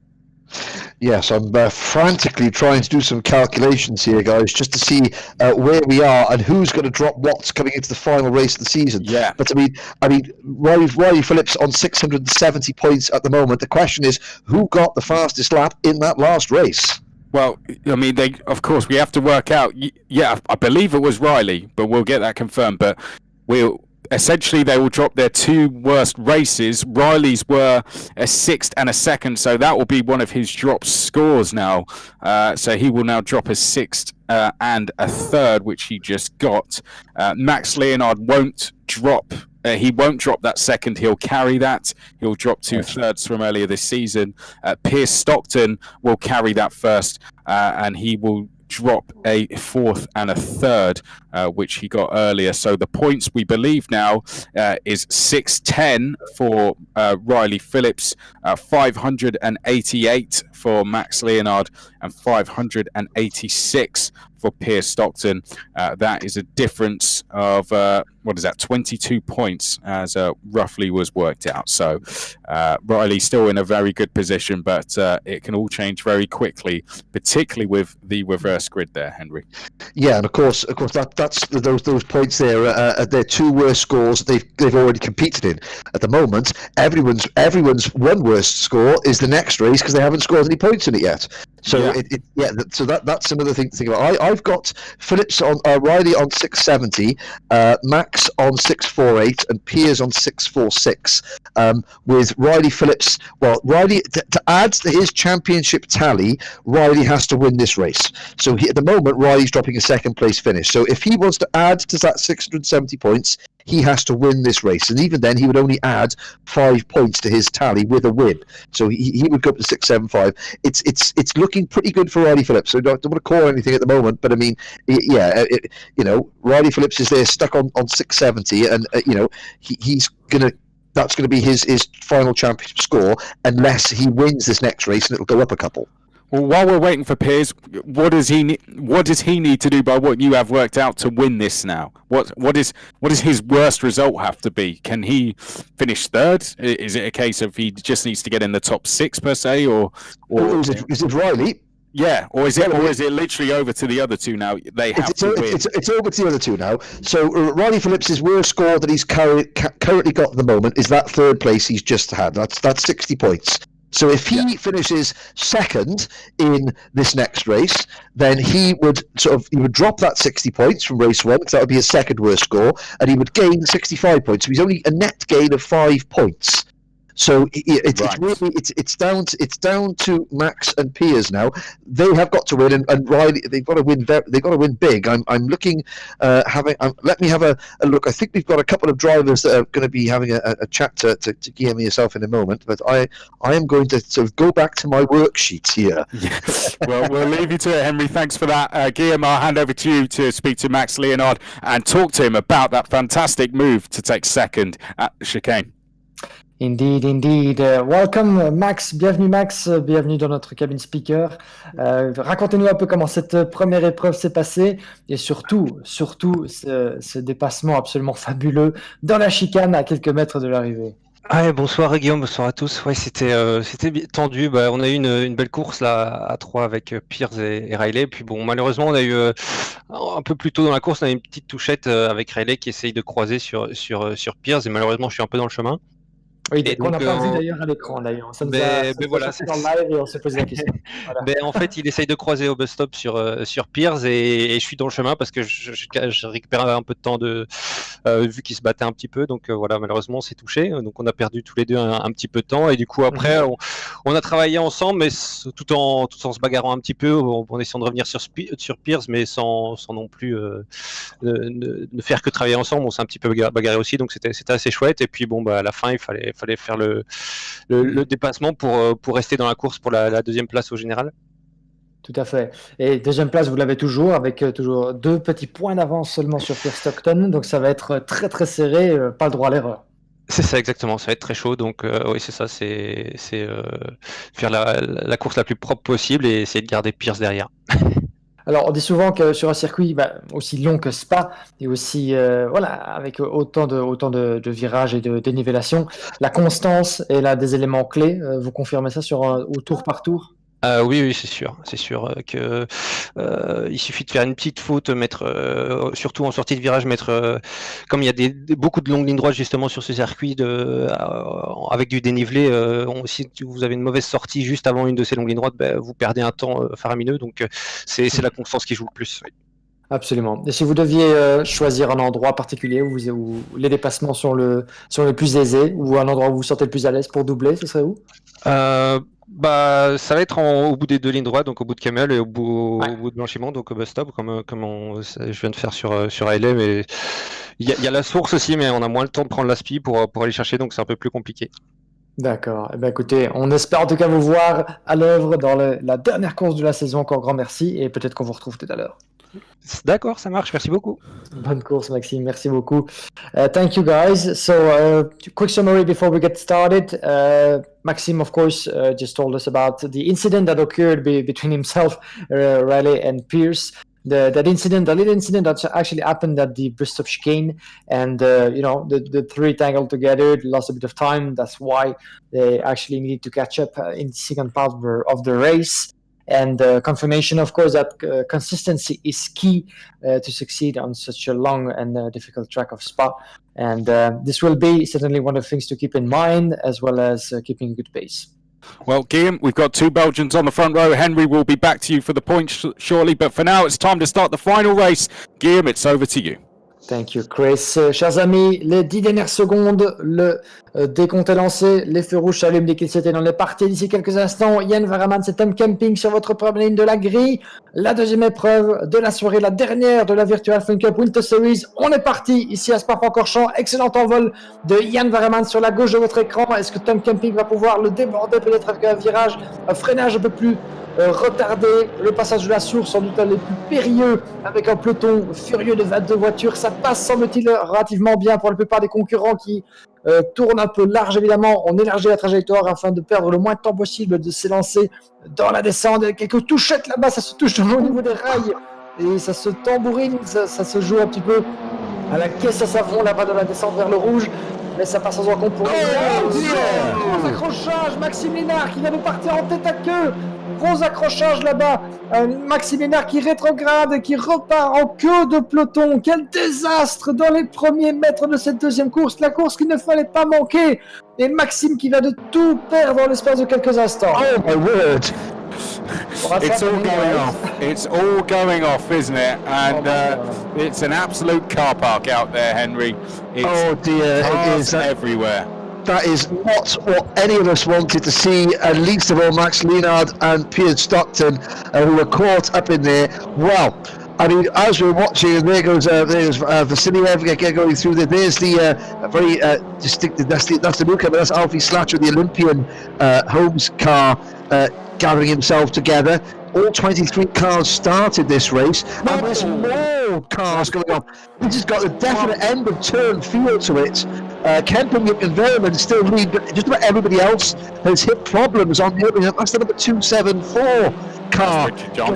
Richard Johnson getting himself turned round. But very quickly, I mean, what if they could stop crashing for just 5 seconds? I was. So here we go. All three of our title contenders, at the moment, their worst score is a third place finish. So they're all dropping a third place finish. Put simply, if any of them finish third or below, they do not add to their championship scores. Riley Phillips has 670 points. Max Leonhard has 648. Piers Stockton has 646. The difference between winning and third is 10 points, 70 points for a win, 65 for second, and 60 for third. So, even if Max Leonhard wins this race, he only adds 10 points to his championship tally, which takes him to 658. Riley Phillips can just sit on 670. He can park the car. There can be a power cut in the Phillips household. Like Denny Hamlin in a NASCAR race, if Riley Phillips can find a 3-year-old daughter from somewhere and get her to pull the plug out of the machine and cut his internet connection, and he sits on 670 points, he's sitting pretty, provided, of course, he doesn't get excluded or gets a points penalty for blasting off his rival, something like that. Unofficially, of course. Well, Axel Sawyers is about to dive down the inside here of Ian Variams. Riley Phillips is on the outside, and Tom Camping, meanwhile, is in the race lead. So it's all going off, despite the fact two of the title rivals are way down the field. One of them in 14th, one of them in 17th, which will be an interesting recovery to watch. We do have a fantastic battle for second going on, soon to be the lead, I'm sure. As we hit the Camel Straight, we'll go on board with Ian Variams. Is he going to be pushing Axel Sawyers, or is he going to be, well, yes, he's going to push. Now, the thing is, people might think, well, why doesn't he just drive past? But it's like NASCAR racing. If you go out of the line, you might lose your place in it. But thankfully for Ian Variams, Riley Phillips chose the line with him. and he's going to take that second place, and Riley Phillips is the one that's going to cost himself a position in the process. So fascinating stuff, isn't it, when you hit the Kelmel Straight in these cars, because it's picking your line and then hoping someone goes with you. Yep, and of course, the only 3 drivers who've won a race so far this season are Rory Phillips, Piers Stockton, and Max Lienhardt. So, with 2 of those 3 drivers effectively out of contention for the race win, and we can talk about the championship all we want. Let's talk about the race itself. On track, I think we know which way the championship is going to go, but Kempinick, Variams, Sawyers, they're all going to be wanting to win a race, at the end of this winter championship, because nobody apart from our 3 title rivals have won a race this year, and more often than not they've locked out the podium as well. So podium finishes for anybody else apart from Phillips, Stockton and Lienhardt have been very, very scarce indeed. So I don't think Riley Phillips is going to have it all his own way here, even though his 2 main rivals are way back in the pack. Yeah, it'll be nice. We hear them in here as race-winning interviews all the time. It'll be nice to have someone else. Nothing against the 3 of them, of course. But Tom Kempink there, leading the way. Ian Variams, I mean, his best result is not anywhere near a podium finish from what I remember. He's been in the top 10, but he certainly hasn't challenged for a race win. That is currently changing. So great stuff from Ian Variams. Riley Phillips in 3rd as we head up towards Blanchimont now. The 3 of them all together. Axel Sawyers just behind him 4th. Riley looking to the outside, 3rd in the queue. Tucks back in behind Variams. Kempink is going to defend as we go down to the chicane, and he's proved to be good at it at times throughout this season. Riley Phillips getting a little bit out of shape as he dives down the outside of the chicane. That'll give him the inside into the left, and it's 2nd place there for Riley Phillips gear. Et magnifique entame de course ici, merci Chris, dans cette finale, parmi les finales de la Virtual FunCup Winter Series. Et toujours sous le commandement de Tom Kempink avec un groupe de 4 voitures, vous l'avez à l'écran, tous dans la même image, dans l'ordre. Tom Kempink, 3e de mieux sur Riley Phillips, le favori britannique évidemment, dans un fauteuil littéralement pour l'instant, Riley Phillips, sachant que ses 2 adversaires ses 2 plus gros adversaires, en tout cas Pierre Stockton et Maxime Lienhardt, ont tous les 2 rencontré des gros problèmes lors de l'entame de cette épreuve. On l'a vu un premier tour où tout est allé de travers pour quasiment la moitié du peloton, voire plus.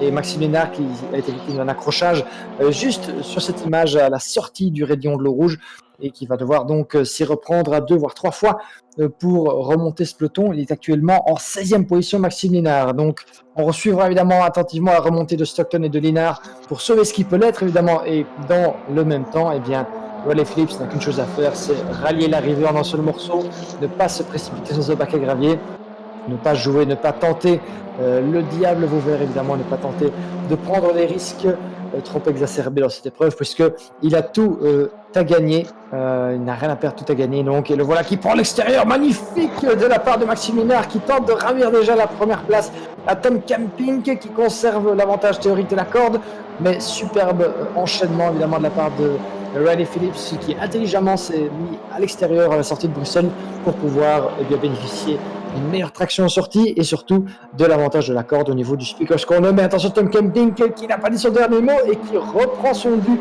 à la corde du double gauche. Magnifique bagarre pour l'instant, non pas entre 2 mais voire 3 et 4 voitures, puisque Axel Sawyers et Ian Variams sont également là dans un mouchoir de poche. Tom Kempink à l'avantage avec Phillips juste sur sa gauche. Regarde Axel Sawyers qui tente de passer. Il va être à 3 de front à l'entame du pif-paf. Est-ce que Ian Variams va pouvoir en profiter également et peut-être leur faire une valise? Et pourquoi pas passer les 3 pilotes d'un coup et se projeter en tête. On n'en est pas encore là, mais Axel Sawyers prend la tête des hostilités. Le voilà en tête au volant de l'Evo3 de bleu nuit vêtu. Juste devant Kempink, Phillips, Variams en 4e position. Superbe bagarre de ce début d'épreuve. On approche du premier tiers déjà conclu de cette finale de la Virtual FunCup Winter Series. Une finale qui est en train de tomber dans l'escarcelle de Riley Phillips, en tout cas en termes de points. Il file tout droit vers le titre, le jeune pilote britannique. Et voilà l'approche de Blanchimont. Phillips qui est pris en sandwich là-bas par ses adversaires du jour. Des adversaires contre lesquels il n'a pas vraiment l'habitude de se battre. Mais pour l'instant, Phillips prend l'avantage à l'approche de la chicane. What a battle that is, gentlemen. Here we go, 2 by 2 into the final chicane. Tom Kempink down the inside of championship leader and soon to be champion Riley Phillips. Oh, Axel Sawyers. Oh no, Axel Sawyers has been turned round. Well, it only seemed a matter of time. Somehow he's facing the right way again, but it only seemed a matter of time before something like that was going to happen. And I don't think this battle is going to be over. Riley Phillips has a slight break, but that gap could disappear when we hit the Camel Straight. Oh, that's a big lunge from Axel Sawyers. Oh dear, it's ended in tears. Kemping is facing the wrong way. Sawyers just got his braking completely wrong. And the innocent victim and losing out on his first podium is Tom Kemping, sadly. Yep, they're still crashing behind. Schinkel going again. I was just about to say that the driver to watch, number 424, Mathis Besson, remember, qualified fourth, so he's got a lot of pace around here, had that awful accident on the opening lap of the last race. Now he's finally managed to avoid all the carnage the first couple of laps of this race. He's up into fourth place now, ahead of Nico Perez, but I have to say, Kemping, Variams, Sawyers, they've managed to combine to hand this race to Riley Phillips on a silver platter. Yeah, well, I mean, it was just all started at the chicane, and Axel Sawyers won't be very proud when he looks back at that move, will he? He still sits in third, but as Henry said, Mathis Besson, let's take a look at him next. This is the recovering Piers Stockton who won race one. Here he is. We'll jump on board with Mathis Besson, and that's the gap to chase. That's the gap to go from fourth in the barriers at race one to then recover from almost dead last to go all the way up to just outside of top 10, and from outside of the top 10 now to fourth with still just under 20 minutes on the clock, Henry. And the podium's not far away, is it? A second is very much achievable. Oh, it certainly is. But I mean, look at the gap that Riley Phillips has got. 2.8 seconds over Variams. Sawyers, then the car we're on board with now, Besson. Alstein is about a second behind Besson in fifth position. Then it's Perez, and then the number 282 car is it Chatelain or Steemen? That's Steinlein. Stein in eighth position. Now make that seventh passing Kempeniuk. Just such a shame. I think such a shame that those three, that Kempeniuk and Variams and Sawyers, managed to get themselves sort of crossed up and into each other, can get into the final corner to start with, and then going into La Source. Phillips, well, you talk about what makes a champion. Sometimes you need to be good, you need to have a bit of luck, sometimes you need to be in the right place at the right time.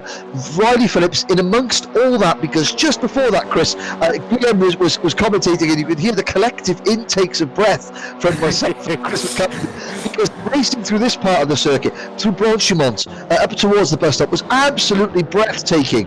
And Phillips was in the centre of that, and then he was able to just manoeuvre himself out of the way when things just got a little bit hectic.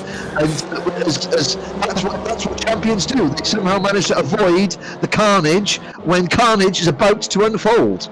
Very well said, I have to say. And who's coming down here? This is on board with Piers Stockton. Gerald Richard fighting away with Tom Kemping there. He's not going to get taken out 2 laps in a row. No, he gets through safely that time. Piers Stockton trying to go around the outside of Eric Steinlein. It's not going to work. We've got Angelini Jean-Baptiste behind this. Pierre-Andre Guillaume is next along. Schinkel has managed to stop going into the barriers, and he's recovered now in 13th. David Chatelain 14th. Max Leonard is 15th, but 4 in the line now, 5 in fact, as they make their way up down the Camel Straight. And if we take a look from outside of the car, we will see that they're about to go side by side, making their way down towards Lake Coombe. Here they are, wait for the queue of cars to go past, and look at that, a sea of cars everywhere. Tom Kemping down the middle, we've got one inside, one outside, and there is Piers Stockton trying to get through and trying to grab 3 places in all of this. There's one straight away, and that's past Gerald Richard, and also going past is Jean-Baptiste behind as well. Yeah, there's beautiful battling happening here in Spa. It reminds me of, all those pictures remind me of a few years back, and pretty much every season, the 25 hours of FunCup, and when you get to see, that gentleman as well, more than 100 cars making their way into the Camel Straight onto the comb, and they're going 3 or 4 side by side into the braking zone. That's really unique. One kind of a race, and this reminds me of that, and hopefully we'll get to see that more often happening in the coming weeks.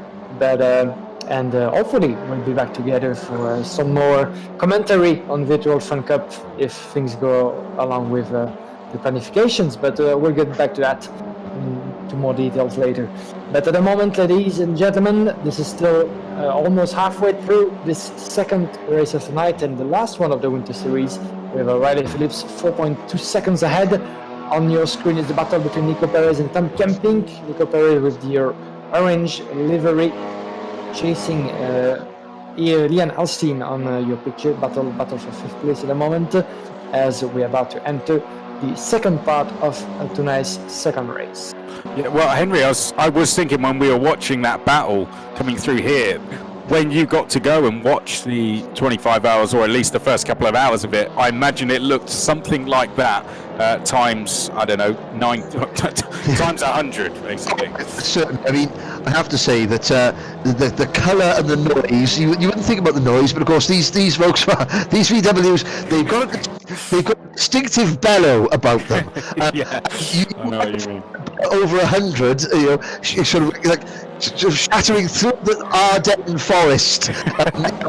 It is sight to behold. But like, I want to echo what Guillaume says. I can't wait to be back at a race circuit. I can't wait to be back, in the company of other commentators. As much as virtual racing is absolutely fantastic, and it's a great form of motorsport in itself. I think we're all just itching to that time where we can get back to a racetrack as a spectator, as a commentator, and and hear the crowd and hear the engines to reel.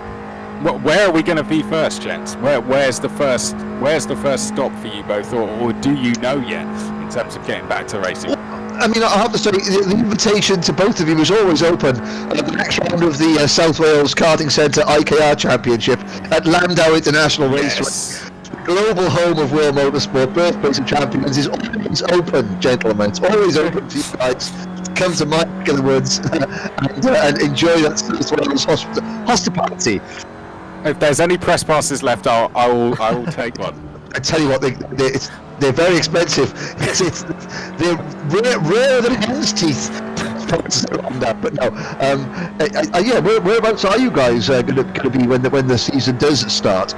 Well, I'm supposed to be here actually at Spa. I can't say exactly what it is just yet, but that's supposed to be mine. Well, what about yourself, Guillaume? Actually, I was planning. I was supposed to come down to France for the opening round of the national championship, the IMA Series France. That was supposed to take place a week ago in Valence.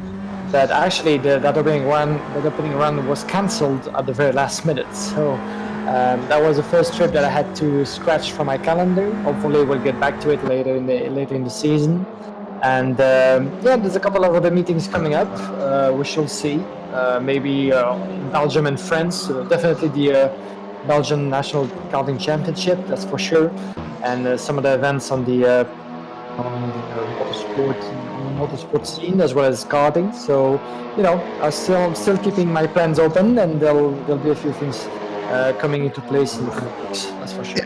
I hate to make you sound jealous, but I'm not jealous. But last week I was supposed to be doing the Saudi World Series final in Dubai, and this weekend I was due to be in Oman for the MENA Nations Cup, but they've both been pushed back to later in the year. So it looks like possibly the first round of the British Kart Championship at Glenagorse at the end of April will be my first sort of actual trip to an outdoor kart circuit somewhere this year.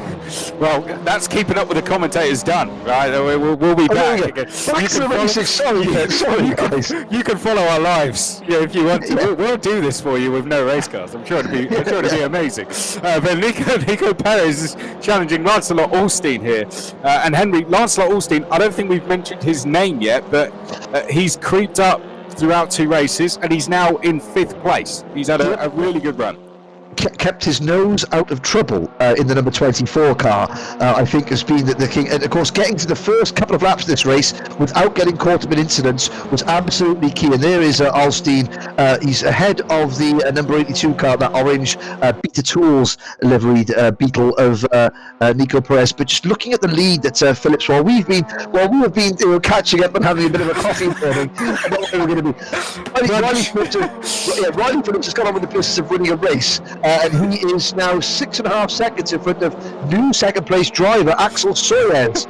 And there's a pass on track. Soares in the number 353 car, the M3M, entered, you know, very nice, smart, dark blue livery. He goes past Variams and Matisse Besson, that drive for a recovery podium, it's still on. There he is, coming around Broussel's corner, and is just, well, he's about a car length away from a podium position, but Ian Variams is going to make it very difficult indeed. Well, for someone who had a best result of 10th coming into this round, Matisse Besson has recovered from being in the barriers at Eau Rouge in race 1 to now being in 4th place with a podium just ahead of him, and he's got 10 minutes on the clock, Guillaume, to get that move done. But this is going to be a good battle here as well. What do Piers Stockton and Tom Kemping now do? Do they work together as two drivers fairly evenly matched on circuit, or do they start fighting? Because the tow, or the pushing each other around, gives you about 2 seconds of advantage. So it could be an idea here for Kemping and Stockton to put their prides to one side and say, let's just work together for the rest of the race now, and maybe we could catch the likes of that battle for second place. Yeah, absolutely, and I think they both see the clock ticking. So knowing a driver like Piers Stockton, you know, he won't be satisfied. Definitely not with 8th place, even not with a 7. So yeah, I think they might both be trying to work with each other, as you said, and try to, you know, climb up the field. And but first of all, what he needs to do is maybe get ahead of his opponent, and maybe try to do the opposite way. But at the moment, they seem to be working together, or at least Piers is not able to pass Tom Kemping if he finds the Tom Kemping not fast enough to try to work together long enough. Then what he needs to do is to get past, but that's always easier said than done, isn't it? Well, I mean, that's it, Henry. Look, we had a gap of 2 seconds there, and now the gap is what, less than a second between Kemping and Perez, or it's about to be that 8 tenths or something. So that just proves you in 5 corners they've halved the gap straight away. And Piers Stockton has just set the fast lap of the race, 2:53.5 for both Stockton and Kemping. So they're working together well. And I noticed as they came into Fagnes, there was a great camera shot. If you were focusing on the battle of the second, it was Soares, Variams and Besson, but in the back of the same camera shot was Piers Stockton. So second, 8th are within striking distance now. At some corners you can see them in the same camera shot. The question is, how far can Stockton get? Because of course Stockton is only 2 points behind Max Lienhard in the battle for second in the championship. Now both drivers need to finish in the top 2 to add to their championship scores. Stockton's got the fast lap at the moment. That puts him within 1 point of Max Lienhard. He could snatch second place in this race and second place in the championship, could Stockton, because Lienhard, looking down, is only 10th, but he's 8 seconds behind Stockton. I think we need to remember as well, Axel Soares, that move on Tom Kemping could carry a post-race penalty with it as well. I mean, post-race it does get looked into, so a third even could do it as well. So this is opening up to be a fascinating final 7.5 minutes of this race, and ahead of us now. Yes, he just caught Perez. He's dived down the inside. Yeah, they've caught him. They've caught him, and Kemping's gone, and now Stockton's going to try and get past him. Just shows the draft is working. And if you just look, we've great onboard shots here, but if you just look up the road slightly, there's Stockton making a move on Perez, and he's got to be careful. But just up the road is that battle for second, so Stockton can see those cars in front of him in that second, third place battle. That's going to give him some motivation, I am sure. And we've got Soares, Besson and Variams, who have never finished on the podium. So it's fair to say when we get towards the end of the race, it could be elbows out as much as it was at the start of the race, and we all know what happened there. So I'm greasing my elbows up, but I'm just talking about it. Let him do it. Here we go, down towards the chicane. Kemping is going to defend. That's going to open the door to his good old buddy Piers Stockton, who's actually going to say see you later and dive down the inside. Oh, Lancelot Holstein there, well, was almost caught out by a rocket called Piers Stockton that would have launched straight into the side of him, and we've built him up so much he's decided to go wide and take himself away from that battle by a good couple of seconds. But here again, we have Besson, who looks like he's just got third ahead of Variams. Tout à fait, Chris, thank you. Et belle manœuvre de la part de Mathis Besson qui vient de prendre l'avantage à la source sur Ian Variams. Nous sommes dans les dernières minutes de la Virtual FunCup Winter Series, la dernière minute de la course de ce soir, la deuxième ici à Spa-Francorchamps. Et le franchissement du raidillon, le 4,24, Mathis Besson devant Ian Variams. Riley Phillips qui mène toujours la danse dans cette épreuve, indiscutablement devant le pilote britannique 8 secondes 8. Voilà, vous l'avez à l'écran dans le coin au freinage des combes. Et derrière, la bataille qui fait rage entre Axel Soyer, Mathis Besson et Ian Variams. Soyer est en deuxième position, mais il reste 5 minutes 30 à tenir pour lui. Alors que derrière, eh bien, Mathis et Ian Variams sont en train de refaire le retard, de grignoter les quelques dixièmes de seconde qui le séparent d'une potentielle deuxième position. Plus loin, la bataille entre Liam Alstein, Tom Kemping et Nico Perez, vous l'avez à l'écran, en orange, 7e position, devant Pierre Stockton, qui a été à deux doigts de se les farcir ensemble, si vous me permettez l'expression. Kemping et Alstein au freinage de l'épingle, de la chicane du bus stop, pardon. Et puis, vous l'avez vu, un freinage un peu trop appuyé. Une trajectoire loupée de la part de Pierre Stockton qui va devoir s'y reprendre à deux fois et qui a perdu pas mal de temps dans l'aventure. Il est toujours 8e, le pilote britannique, juste devant Eric Stenlin et Maxime Lénard en 10e position. Si vous nous rejoignez maintenant, vous avez manqué le premier tour de cette épreuve, eh bien, vous êtes sans doute étonné de ne pas voir Pierre Stockton et Maxime Lénard plus haut dans le classement. En bagarre avec Riley Phillips, eh bien, c'est dû au grabuge du début d'épreuve et des accrochages à répétition qui ont plombé les espoirs non seulement de Pierce, mais également de Maxime Lénard, qui depuis le début d'épreuve est occupé à grappiller son retard depuis le début d'épreuve. Plus facile à dire qu'à faire évidemment, surtout sur un circuit aussi sélectif et long que celui de Spa, où, comme Maxime nous le disait à la mi-course, eh bien, la constance est la clé. Trouver son rythme, le garder, limiter les erreurs évidemment, parce que on le disait également, pouvoir se mettre dans l'aspiration d'une autre voiture. Voilà ici Maxime Lénard à l'écran, passage du campus. Pouvoir profiter de l'aspiration d'une autre voiture, surtout de la ligne droite de blanchiment et de Kebel, peut vous faire gagner jusqu'à 2 secondes au tour. Donc on comprend aisément l'importance, en tout cas, d'avoir le meilleur rythme possible ici à Francorchamps. Maxime Lénard va profiter justement de l'aspiration sans doute sur Eric Stenlin. Lénard, c'est le bagarre à l'écran qui nous occupe pour la 9e position. Ça se tambourine légèrement là-bas. Ça demande le passage de blanchiment ici, avant le freinage de la chicane. 2 opportunités pour Maxime. Au bus stop, une deuxième à la source, sinon il faudra sans doute attendre la ligne droite de Kemel de l'autre côté au sommet de la vallée de l'eau rouge. Thank you, Chris.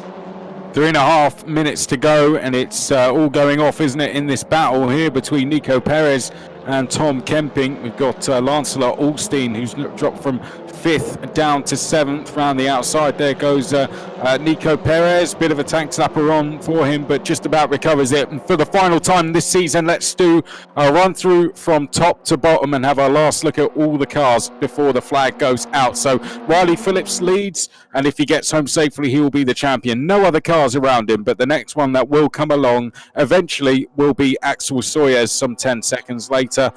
Then in 3rd place, another driver along with Axel, who will get his first podium, will be Mathis Besson. A fantastic recovery it would be as well. However, he's got a lot of work still to do with Ian Variams just behind. Then in the background, 5th is Tom Kemping. Oh dear, spin there. That's Nico Perez round. Lancelot Alstein managed to get through, as did Piers Stockton, but Perez has spun round. Stockton is gaining back on this fight. Eric Steinley next, then it's Gerald Richard. Max Leonard has just jumped up to 8th. Then we have Jean-Baptiste 11th, Schinkel behind that. Behind Schinkel in 12th place is David Chatelain in 13th place. Vlad Vasiliev, we've not heard enough of him tonight. He's 14th. Pierre-Andre Guillaume on for what could be one of his best results in 15th. Stephen Spitthouse in 16th. Richard Johnson, after earlier dramas, is in 17th. Then it's Alfie Slatter, who's had an impressive debut. Sadly caught up in the earlier incident, though. He's 18th. Philippe Loriquet recovering from a retirement in race 1 to 19th.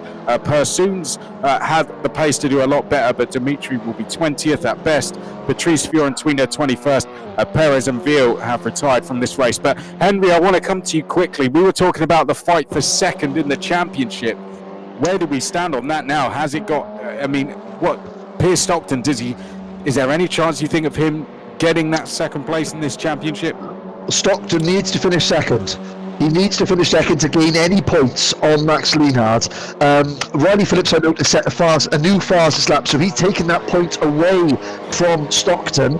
So Stockton is still on 646 points. He's carrying his worst score as a third place at the moment, so we'd have to keep that third place score. He's 7th at the minute, and of course with a minute to go, I know this is a long lap, but really the maths just aren't there. He's got a big gap. There's 4 seconds between Kempink and Alstein. Between Variams in 4th and Kempink in 5th position. So I don't think, Chris, I think that Lienhard, by virtue of just being involved in that incident, logic with Stockton, 7th and 8th place, there's going to be no change in the points. The only person that's going to be adding to their points is going to be Riley Phillips. He's looking on course for win number 5 of the season, and of 12 races, providing all goes well in this last lap. That'll be 5 wins, 11 podiums from 12 races for Riley Phillips, a worthy champion. And with drop scores as well, I think Tom Kempink should hold on to that 4th.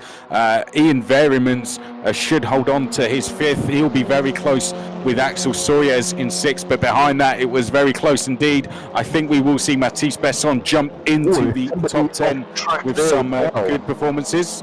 That was Philippe Lockyer retiring again, coming out of the final corner. And I don't know what happened to Nico Perez, because obviously he didn't retire, but he was going up the Camel Straight when he had that accident. Now, whether he had any help or not, who knows, but it has led to his retirement. Well, down towards Rouge we go. We're on board with Alfie Slatter battling away with Richard Johnson. But Guillaume, we come towards the end of the season, half a lap to go, and it looks as if Riley Phillips, of course, is now, this is just a procession. He's going to take the title, but we will have 2 new drivers on the podium in Soyez and Besson. Yeah, absolutely, and what a lovely way to conclude the season, isn't it? We've been used to see, the same contenders battling up front.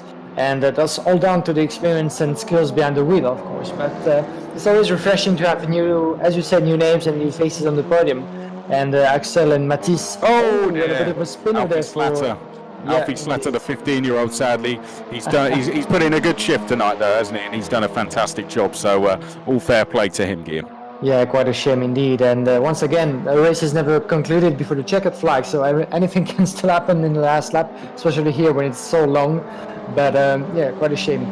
But indeed, refreshing to see new faces, and that's a final that we would have hoped maybe as neutral viewers to have maybe tied a battle between those 3 with Riley, Pierce, and Maxim all up in the top 3 and battling all the way to the last lap and checkered flag. But it didn't happen, and it's all down to this man, Riley Phillips, who's about to cross the finish line and take with him a well-deserved title in the virtual FunCup Winter Series. So over to you, Chris, to welcome Riley Phillips, our winner in 2021. Well, as Henry put earlier, right place, right time, a bit of luck, but a lot of hard work as well. And he got the wins when he needed them, and that's been enough for Riley Phillips to crown himself the first ever FunCup Virtual Winter Series champion. And he does it in style. 11.5 seconds behind will be Axel Soyez to take his first ever podium. Likewise, Mathis Besson, what a fantastic recovery. He got that podium he deserved after his qualifying earlier. Variams goes out on a high with his best result of the season in 4th. Kempink in 5th. Stockton recovers from that crash on the first lap to 6th. Lancelot Alstein in 7th. Max Lienhard recovers to 8th. He will be the vice champion. Stockton 3rd. Eric Steinley 9th. Gerald Richard 10th. Christoph Schinkel 11th. Jean-Baptiste in 12th, Vasiliev in 13th, then David Chatelain, Guillaume Spithouse. Here's Richard Johnson, good pace, just not the right luck tonight. Pursoon's 18th, young Alfie Slater, after a week of getting that rig, the 15-year-old finishes 19th. He has put in fantastic pace tonight. Patrice Fiorentino rounds out the top 20. And then non-finishers, Philippe Lodiquet, Nico Perez, and Xavier Ville-Henry. But Phillips, he's done a fantastic job. You've only been with us for a couple of rounds, but I'm sure to you even he's demonstrated in the 3rd of the championship you've seen that he is a deserved champion. Oh, Yeah. absolutely. A class act, superb driving. I've been very, very impressed with the driving up and down the field, to be quite honest with you, Chris. Again, I mean, okay, we've had some incidents and accidents, as is the case in every race, but I mean, certainly that first race with Phillips and Stockton and Lienhard showing why they have dominated the season in terms of race wins and podiums, and why they have justifiably finished first, second and third. Indeed. Well, we're going to hear from the top three in the race. We'll hope to get the top three in the championship in as well. And then let's hope we get Jean-Luc in to wrap things up. But what a fantastic season it's been. What a fantastic race. And what a circuit to end it on as well. It's a shame, isn't it, Henry, that we had that incident at the start, because it could have been, in terms of the championship, the dramatic end that many of us would have hoped for. But on the flip side of that, we saw some fantastic recoveries and two new faces on the podium, so we can't argue with that. Yeah, and I think it would have taken some real misfortune for Riley Phillips to have not won the title, even if Stockton and Lienhard had got through that first lap unscathed. Of course, it just did spoil the spectacle in terms of the battle for the race win, but it gave us a great opportunity to see some of the great scraps and action amongst some of the not the minor players. That wouldn't be fair at all. But certainly it gave Soyez and Variams and Kempinick and a chance to shine, and also it got a chance to showcase Stockton's recovery drive as well, and of course Riley Phillips absolutely imperious at the front. Well, let's start with Riley Phillips. Our champion is with us in the virtual commentary box. Riley, congratulations. How does it feel to be champion? Yeah, I mean, fantastic, to race with all these guys and just have a blast really is amazing, and then to win at the end, to top it off is it's fantastic. And it's been that, hasn't it? It's been a great season. It's been a great fight. It's been lots of ups and downs along the way. More ups for you, of course. But overall, it's been something we've needed during these times, and a lot of good fun. Yeah, no, absolutely. Super glad that everyone who's participated has kind of stayed with us and done the races, because it makes it so much better when we have more people involved and the racing's closer, and hopefully everyone's enjoyed their season. Yeah. I'll have to say congratulations to you on organising such a great championship as well. I mean, people will look at the result and think it was fixed. It wasn't, of course. The organiser won it fairly and won it deservedly. But tell us, we've been able to see what you've done on track and how we've been so impressed. But how has it been behind the scenes? How much work has had to go into this? Yeah, I mean, a lot of work preparing the liveries for the cars and setting up the server to correctly handle the track cuts and solve people's problems, which I've never seen before. And Max has helped loads with that. So yeah, big thank you to Max, because he's helped with a lot of fixing people's issues on his end for the European side. So he's been a massive help. The three of you have put on a really good show, and Riley, this gives you a lot of confidence, I'm sure, going into your season. Are plans in place yet? Are they still in the works? They are almost confirmed, I would say, for this year. So yes, I will be racing again in what is to be decided, I suppose. So I guess we can keep an eye on that on the socials, can we? Yes, absolutely. Good stuff. And how about the virtual FunCup? Are we going to see this back? I believe that we are going to have a French series following the real races for this year, as far as running a combined series like this one. I'm not sure if there will be people willing enough to do that again during the racing season, as a lot of them are obviously real drivers and they obviously have less time. But maybe we can do something else, maybe not FunCup, maybe a GT series or something instead, which might be more interesting. But yeah, I'd say today was certainly very interesting, 2 races. It's been fantastic. Thank you very much, Riley. Congratulations. Guillaume, I'll hand over to you next. Let's hear from our vice champion now, Max Lienhard. Indeed, Chris. Rebonsoir, Maxime. On espérait vous retrouver fort logiquement au vu du reste de la saison, peut-être dans le top 3, mais malheureusement, les choses ne sont pas passées comme vous l'espériez. Oui, bonsoir. Ben non, on a eu un petit contact avec Piers au premier tour. Je sais pas trop ce qui s'est passé exactement. Il faudrait que je regarde le replay. Je pense qu'on s'est tous les deux pas laissé assez de place et donc ça a mal fini. Mais c'est comme ça. Ça arrive. Ça fait partie de la course, effectivement. Exactement. Surtout sur un circuit juge de paix ici comme Spa. Donc ceci conclut bien évidemment notre première édition de la série hivernale. Un petit mot peut-être sur votre expérience. On vous avait déjà évidemment pour la précédente édition l'année passée. Ici ce format de 6 courses, 2 épreuves par soir. Qu'est-ce que vous avez trouvé du niveau de compétition aussi et des adversaires? Bah alors le niveau de compétition, il est devant similaire et je trouve dans le midfield plus relevé que ce qu'on a eu par le passé. Donc je trouve ça génial et surtout on a beaucoup plus de monde. Un grand merci à Riley, Andrew, évidemment Chris et vous-même, ainsi que bien sûr Jean-Luc pour l'organisation de tout ça et rendre tout ceci possible. Et puis oui, non, c'est la saison d'ouverture qui avait été faite auparavant a été déjà super chouette. Je trouve qu'on a encore monté d'un cran avec la voiture qui est encore plus chouette à rouler qu'auparavant. Donc non, génial, à refaire. Tant mieux. Bah, écoutez, à refaire, on l'espère aussi. On reviendra vers vous en tout cas si les projets se mettent en place durant la saison. Un petit mot peut-être pour conclure de votre côté, la saison qui se profile, où est-ce on pourra vous retrouver sur les circuits? Ça reste à voir, c'est en délibération. Je ne sais pas encore. Quelque chose peut potentiellement se faire en FunCup, mais je n'en parle pas trop pour le moment.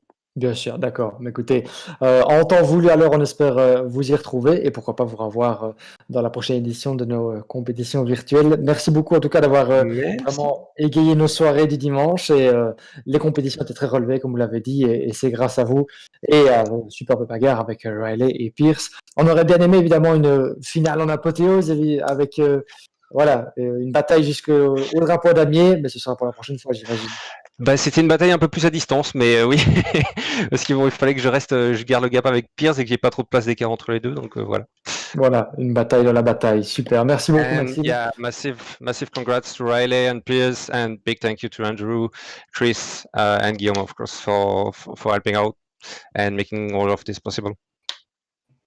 Voilà, dernier mot de la fin. Thank you very much, Maxime. Thank you, guys. And, big congratulations to everybody once again.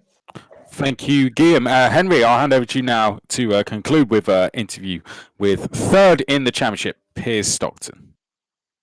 Well, thank you, Chris. And Piers, first of all, looking at your stats, 12 starts, 10 podiums, 4 race wins, a great first race, just couldn't quite get it together in that second race. What happened on the opening lap? Yeah, me and Max just had a little bit of contact at the top of the hill. I'm not sure whose fault it was, whether there was any blame. I don't know. But yeah, we just came together, spun us both round, and I think there was a bit of carnage after that. Yeah, it certainly led to a bit of a blockade behind you. But once you kind of had got underway, of course, you could see that the race for the win had gone. But talk about just trying to fight your way back through and gain as many positions as you can, maybe a fastest lap. My aim was to basically just try and catch Tom Kempinek and try and work together with him and push him and try and catch up with as many people as possible. But that didn't necessarily go to plan. Well, we certainly had some great shots of you using the draft and really trying to bump draft and slipstream with other people. There were one or two occasions where it got the braking a little bit wrong and it almost went a bit pear-shaped. But I mean, you must be pleased with the pace of the car to come back and sort of fight your way through with the championship gone. That must have given you at least something to smile about in the last race. Yeah, it was good. I had decent pace, so I'm happy with that. Yeah, race 1 was interesting as well, to be fair. So we had some good racing in that one as well. Yeah, and just looking at there, I mean, between yourself, Riley, and Max, of the 36 podium places that were on offer over the 12 rounds, the three of you combined for 32 of them. So just, talk about finally, what it was like racing for a full season across all those wonderful different circuits with Max and Riley, a real test of your skills. Yeah, massively. I mean, Riley is immense, and Max as well. Max is pretty immense. They just seem to have pace. It doesn't matter what track you go to. You go to English tracks, they're just as quick. yeah, really fast guys. So it's nice just to be up at the front, really. Well, I mean, it's certainly been great to watch you over the second half of this season, along with Chris and Guillaume, and certainly you gave us some spectacular viewing in that second race as well as the first. Congratulations, Piers. Cheers, thanks very much. Just give a bit of a shout out to Stephen Thomas at Modernised Racing for giving us some support this year. So big thanks to him and all you guys as well for setting this up, putting it all on, doing all the commentary. Riley and Max for servers, all that sort of things. So yeah, thanks to everybody. Good stuff. Well, thank you, Piers. I don't know if Andrew's still there or on the mic, but I am here. Yes. How do you feel, Andrew? Now we've reached the end. Sad, relieved, happy. I don't know. I'm happy. It's gone really, really well. There's always, teething problems just before a race. never goes completely smoothly. So I'm always sweating for like 7 o'clock. There's always an issue happening somewhere. So yeah, relieved that's over, but really pleased that it's gone well. It's always fantastic with you both commentate. Well, all three of you guys commentating on there just makes it so entertaining. It's great. It's great to watch it back and do do all the camera work for it. It's been so close as well. So close through the midfield, and Max and Piers. They'd be, if we didn't do any dropped rounds. I'm not sure where did you guys finish in that race if we didn't drop it? I think was it 8th and 6th? I've got it down. Yes. Sorry. I think it was, yes. Was it 6th for Piers and 8th for Max? Right. So they'd be joint on points if there wasn't any dropped rounds. Is that right? Unofficially, according to my scribbles, Max got second place by 2 points. So yeah, with dropped rounds. So with 54 points. Oh yeah, I without drop rounds. I don't know. They both get 758. It will be very good, very exciting, very close. I know that. So close. There, yeah. So yeah, if we didn't do drop, FunCup does drop rounds, so we'll take that and stick with the normal things. But if they didn't do drop rounds, then Piers they'd be joint on points, and Piers has got more wins than than Max. I think 1, 2, 3. I'm just looking over it. Yeah, so I think he'd take second.